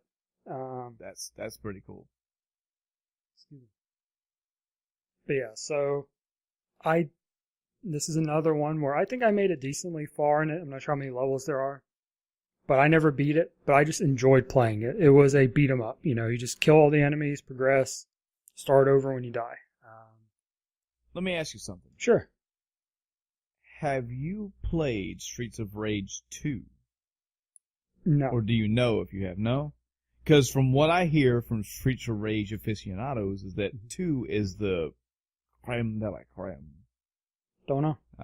Well, I mean, that doesn't mean a hill of beans to you or me because, yours is your favorite regardless.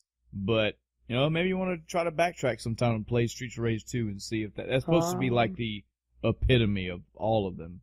So on Steam, I own all 3.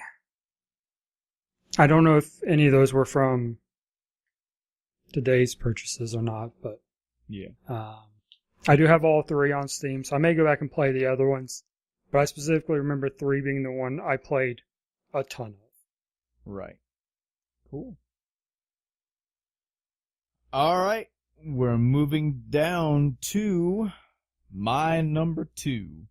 You're going to see a similarity between my 2 and 1, but my number 2 Sega Genesis game of all time is Sonic the Hedgehog 3. Okay. Yes. Number 1.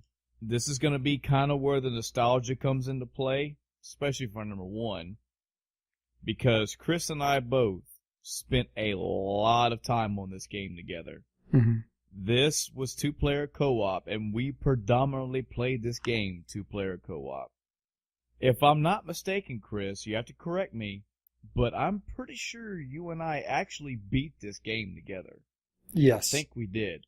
Because I remember either one of the last bosses or the last boss being the giant mech that has the hands and the fingers, and you had to wait for the fingers to come down on the level, and you had to you had to bounce on the fingers one by one to destroy them. If that wasn't the last boss, I remember us being super fucking hype at that boss specifically. Mm-hmm. But I'm pretty sure we beat this game. But nostalgia aside, so this is Sonic's 3rd iteration in the Sonic the Hedgehog franchise. Okay? I know, and I'm going to get into it when I get into my number 1 as well, but I understand that Sonic games are not what they're all cracked up to be.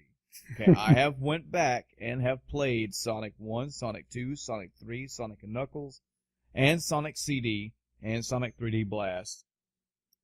Sometime probably 6 or 7 years ago. And yes, I understand that most Sonic games, once you get past that first level is usually fucking gripping and awesome and fun. After that, the levels go fucking up and down as far as fun. They go up and down as far as difficulty. They go up and down as far as controlling. They go up and down as far as fitting the theme of Sonic, which is run and gun. I mean, run more. Sonic 3 was the 3rd, and they tried so much more stuff in this game, and I love them for it. There's a standard casino level in it. Had a good time. There's a snowboarding level in it. Loved it. Had a good time. There's split screen co-op in this game. There's split screen racing in this game. There's the bonus game with the fucking spheres. That was a new style for a bonus game. I liked it. Mm-hmm. The lush designs in the game. The color just stands out at you. The graphics in the game stand out at you. When you go back and look at Sonic 1 and compare it to Sonic 3 just to see how far they've come, so good. The music, so good. The bosses, challenging. Slightly challenging, I'd say. It was enough to where me and Chris had to play this game together to get the job done. But we still did it. So much fun. I have no problem admitting that close to half of me putting this at number 2 was time spent with me and Chris. But it was fun playing it that way. This was a game where me and him could play it together, and I had fun. Now, I will give a public apology. I'm sorry that I always made you Tails. I know that must have sucked, but when it came to the boss battles, we needed each other. Yeah. We needed, because that was an extra body there to get this shit done, and it worked. Yep. So Sonic 3 is my number 2. It is not my favorite Sonic game ever. It's not even my favorite Sega Sonic game. We'll get to that in a second.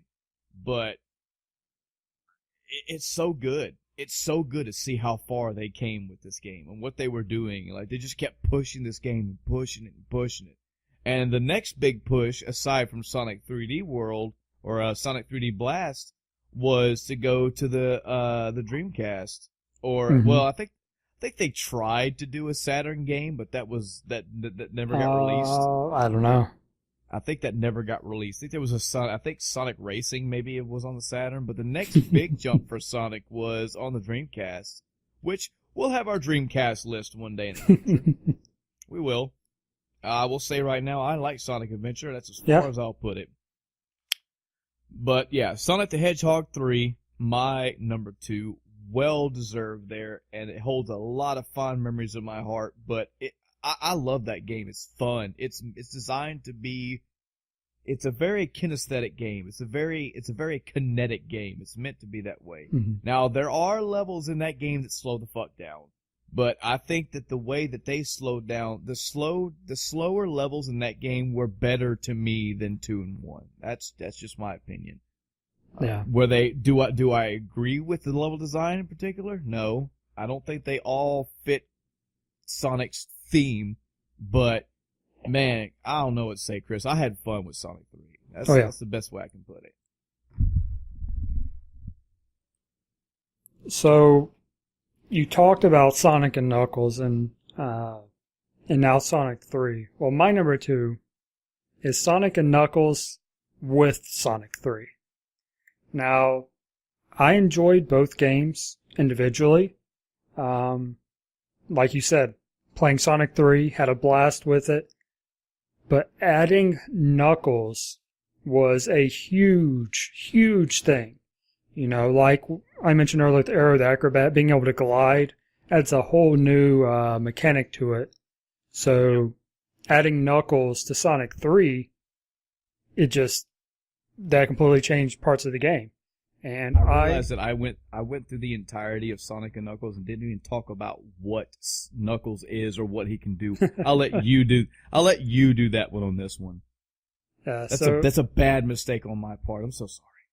So Knuckles is what's the proper pronunciation? Echidna? Echidna. Echidna? Yeah, so his thing, like I said, was gliding.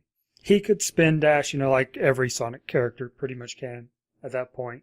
But being able to glide from place to place, again, added a whole new dimension to the levels. There were parts in Sonic 3 where you couldn't go that way, but once you got Knuckles, you could then fly from one platform or one side of the level, to this other area that you couldn't normally reach. Um, I'm not sure. I refresh my memory. Did the season changing thing carry over to Sonic 3? I believe it did. Yeah, because that was another part of it. Um, See, that's the thing. I'd have to go back and do a comparison side by side. I'm sure Yeah. there's a wiki that's already done this, but Sonic and Knuckles was a game that had its own levels. Mhm. It had its own. Sonic and Knuckles, Sonic 3 also had its own levels. Sonic and 3 with Knuckles, if I'm not mistaken, did it jump between, or did it just bring Knuckles into Sonic 3? I want to say it just brought Knuckles into 3. But like well, if that's the case, then yeah, it's all the themes and all that stuff were still the same. Because when you were describing Knuckles, I was thinking, did I actually like Knuckles itself and not with Sonic 3? But after thinking about it, I think I'm, sticking with Sonic and Knuckles with Sonic 3 because I believe enough of it did carry over that that's what I'm remembering. Yeah. And yeah, I love playing as Knuckles in Sonic 3. Yeah. Sonic and Knuckles, I enjoyed playing it, but I enjoyed Sonic 3 as Knuckles more. Yeah. Well, I guess we're down to the line, Chris. Yep. Unless you had more to say about Sonic 3 and Knuckles. Nope. Well, I guess I could mention I guess we could be like every podcast. I could mention some honorable mentions. I don't really have a list. Let's see. I have a couple on hand while you're refreshing your memory. Yeah. So one of the ones, and I picked out my games by going through the wiki for Sega Genesis games and going, okay, I played that one, and then went through and said, okay, which ones are going to make my list? One of the ones that jumped out to me was Frogger. Really? Because it was a simple game, very, very simple, just a fun little game to play. Certainly not top 10 worthy. I probably wouldn't even put it in top 15. But I was like, it's fun enough that I'll mention it. Yeah. Golden Axe 2. Yes. God, that was another game that was difficult.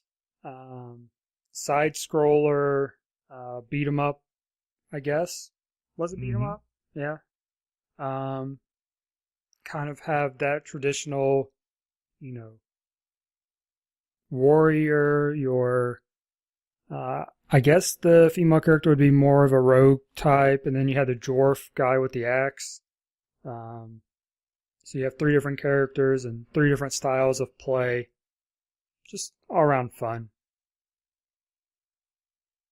I remember playing, I never played Earthworm Jim on the Genesis. I always played on the Super Nintendo because the Super Nintendo version was better. Same thing with Aladdin. Aladdin sucks on the Genesis. Sorry. I know it just pissed a lot of people off. I'm sorry to tell you that, but it's true. There was an X-Men game that I remember, the X-Men 2 Clone Wars. I love playing that game. I don't know if I played that one or not. Sadly, this is the saddest thing about my Sega Genesis history. I have never played a single solitary Phantasy Star. Not one. I have played Phantasy Star Online, but that's not Phantasy Star. I think there were 4 Phantasy Star RPGs for the Sega Genesis. And I never played a single one of them. I should. I need to get those type of games underneath my belt. I believe the thing for Phantasy Star is that it was pseudo sci-fi-ish. Like it was fantasy RPG, but it had a lot of sci-fi elements to it. There's Splatterhouse. I wanted to play Splatterhouse so bad when I was a kid. I knew my mom and dad would never ever get that game for me, so I never got to play it as a kid. I do have the 2000, I believe it's a 2010 remake for the 360. It's in my library, tucked away in my backlog with a lot of other games. But I always wanted to play Splatterhouse. The adult theme to it, taking it seriously aspect is what made me want to play it as a kid. I just never got to. Here's one for you. Spot Goes to Hollywood. Oh God. I mean, hey, it's a platformer. I'd play it. Yeah, I mean, I remember playing that. That was a game that Andy had, and it wasn't.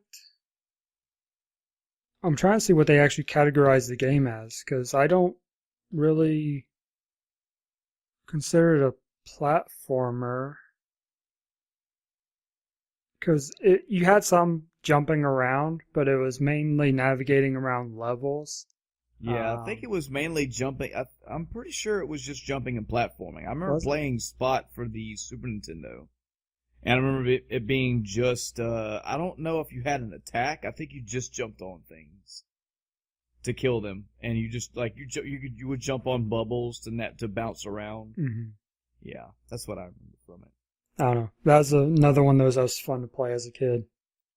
Go ahead. No, go ahead.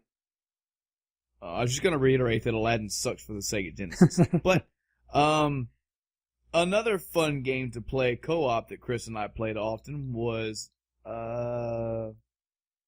shoot. Help me out, Chris. The Alien game. Played co-op. You were around a neighborhood. There were aliens coming. As I Attack of the... Something zombies ate my neighbors. Oh yeah. Yes, fun game to play. Also, that haunting game. I don't know if we played that co-op or not, but that haunting game was, for what it was. It was so. Haunting is a game where you're in a mansion, and there's a family there, and the guy, your character, could jump into various objects in the game and possess them and make them do things. And the idea was to do enough scary shit to scare the people out of the house. Fun idea, fun and execution. Just to see what different things in that game you could possess and what would happen if you possess, like what the game would make you do. Mm-hmm. Fun game. Yeah. Another one I was actually thinking of, but I didn't see it on the list the first time through, but it was Marble Madness. Oh, yes. I mean, it's exactly what it sounds like. It's you roll a marble around, you have to get it to the end goal. That's it. But the levels were so complicated and they got so difficult. It was so fun. Well, enough beating around the bush. Those were some. I mean, sure, there's the Sega Genesis, as much as I talk shit about it, it does have some good games. It's probably the negative connotation for me is probably because, again, I grew up with the Nintendo and the Super Nintendo, and I rarely got to play the Genesis. Mm-hmm. But, I mean, I am sorry, but you name Nintendo franchises, you're going to be about 10 or 15 deep. When I tell you to start naming Sega Genesis franchises, you're going to say Sonic. You're probably going to stop there. Mm-hmm. They just didn't have the bulk, even though they clearly had a shit ton of games. Yeah. But anyway, my number one Sega Genesis game, long pause, is Sonic the Hedgehog 2. This one I put up there with the same reasoning behind my Mega Man 4 as my favorite video game of all time. This is 70 to 80% nostalgia for me. I played this game at several people's houses, friends' houses, classmates' houses, friends of the family's houses, cousins' houses, uncles' houses, aunts' houses. I played Sonic 2 predominantly by myself. Rarely got to play it with friends. Like I know me and Chris played it a few times, the racing, and had a good time with it. But this, for one, this jump from Sonic 1 to Sonic 2, so good. The way the music style changed, the music style improved, the way I want to say he got the spin dash here. I could be wrong. I think this is the game where when you press down and you could charge it up, mm-hmm. You couldn't do that in Sonic 1. And that trying to think of the word to say, that ability was awesome to me. The levels, the music, the graphics, just the entire upgrade from Sonic 1 to Sonic 2, I love. And I have beaten Sonic 2 on my own countless times. And just on my own, without having to have anybody around, I've had so much fun with Sonic 2. You can't go wrong with it, in my opinion. I will say, and maybe I'll say this discussion one day. I know I said we'll talk about it later down the list, but maybe I'll say this for one of the days. Sonic games are not all cracked up as they are made out to be. I have no problem admitting that. I'm cool. I made my peace with that. But I do enjoy Sonic 2. I do enjoy Sonic 2 to this day. It is a fun. It is my favorite Sonic of the Genesis titles, and for me, it's up there as my top number one as far as Sega Genesis games go. Now, that's not saying that Biohazard Battle is not as fun. That's not saying Rocket Knight Adventures is fun. As Chris said at the beginning of this list, there's 700 something games in the Genesis. So if we're giving you a top 10, in our opinion, they're all worth playing for whatever reason. So, yeah. My number one, Sonic the Hedgehog 2. Love it. It's got a special place in my heart, and it is my favorite Genesis title of all time. Yeah, I don't recall a whole lot about 2. I think I just enjoyed 3 so much that, sure, I played 2, but when I, had to choose what Sonic game to play, I went to 3 and Knuckles. It's just, that simple for me. So my number one game, one you've already talked about, and I'm sure you can guess which one, is Biohazard Battle. Yes. I mean, this game just has so much nostalgia behind it. And nostalgia aside, and we've already talked about it before, we talked about it earlier with your pick, but you touched on talked about the power-ups. That's really what this game did for me. The power-ups were different than other shoot-'em-ups, I think. Typically, it was like in Raiden, you have the bombs, and then you had a better blaster. I don't recall having such a variety of weapon power-ups, like the cards. The cards were great. That was my go-to weapon. And that's really, aside from nostalgia, that's what put this game above other shoot-'em-ups for me, was the power-ups. It made the gameplay a lot more fun for me.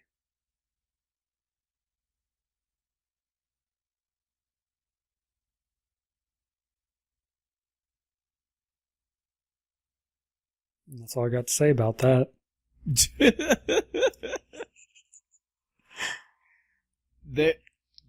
There was something about this game. Mm-hmm. There are so many co-op games that you and I played on the Genesis, that be a co-op or versus games, and we always revolved around this one.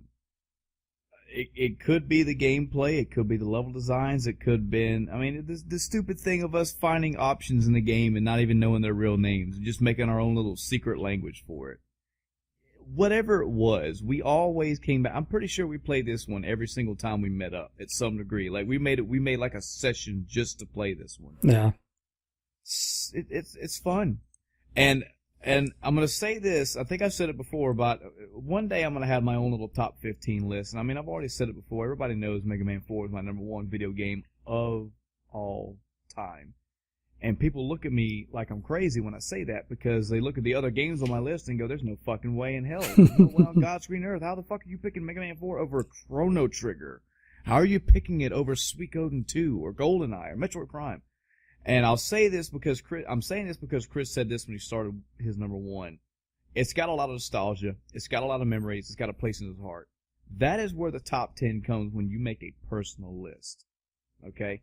If End of Time Cast had 20 people and we were really focusing on trying to push, unknown games to you, or trying to look at sales or look at popularity or look at the objective games of all time, we would do that. When we're making our personal list, our personal list is not going to be the most popular. Maybe it will be. Maybe it will be. If we made a top 5 Switch games list right now, I'm going to pick Breath of the Wild, and it's going to be, everybody's going to be like, yeah, duh. Yeah. But when I go to pick a, say, PlayStation list, my number 1 may be the majority of the world's top 17, you know? Mm-hmm. Top list, when you make a personal list, it's going to come down to personal feelings. It's going to come down to nostalgia. It's going to come down to your level of enjoyment. There could be, if somebody comes to me and says, look, my favorite Genesis game of all time was Toe Jam and Earl. Why? Is it better than say Sonic 3? No. Is it better than this other game? No. Better. But why is it to me? Because that was the last Sega Genesis game my mother ever bought for me before she died. And I played that religiously for years on end. And it has a special place in my heart. I fell in love with that game for many more reasons than level design or graphics or etc. So I commend you. I think anybody that picks any number 1 game for whatever reason is fine.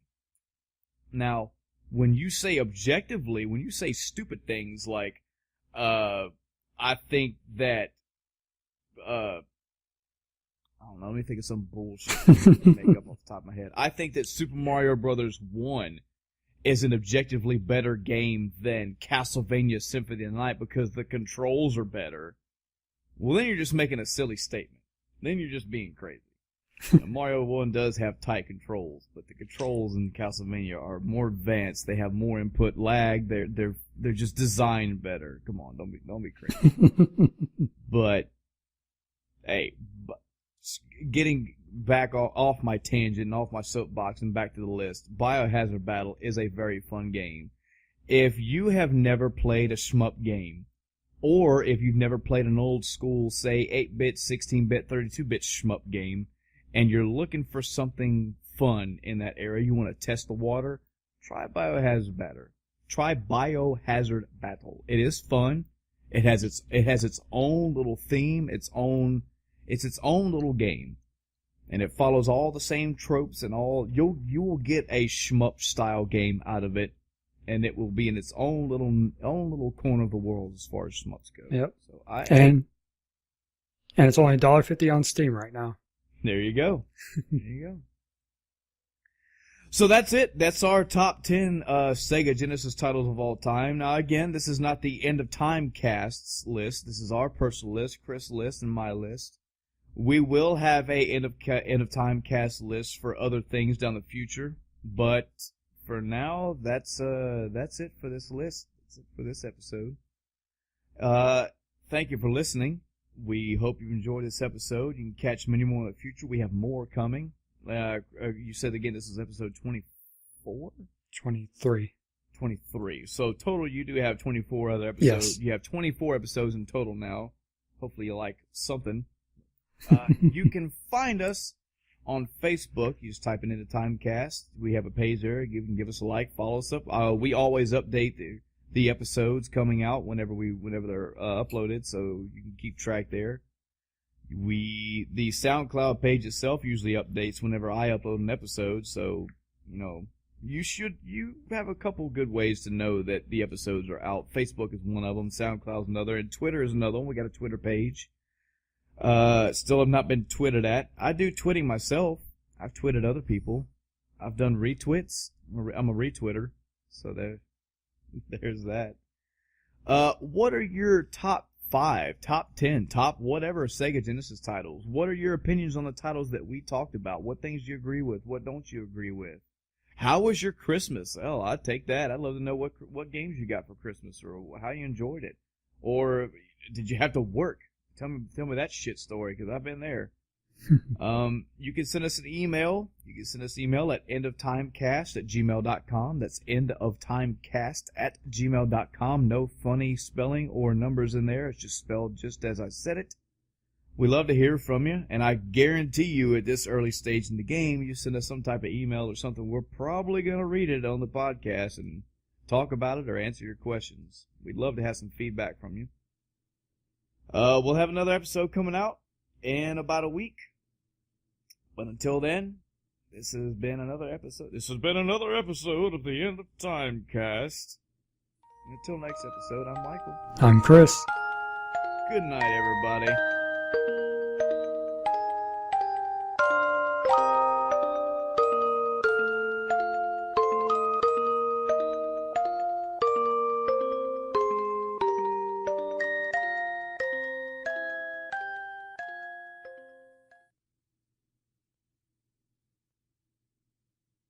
Aladdin for the Super Nintendo was far better than the Sega Genesis, by the way. Just gonna put that. I hope everybody hears that, because it's the truth.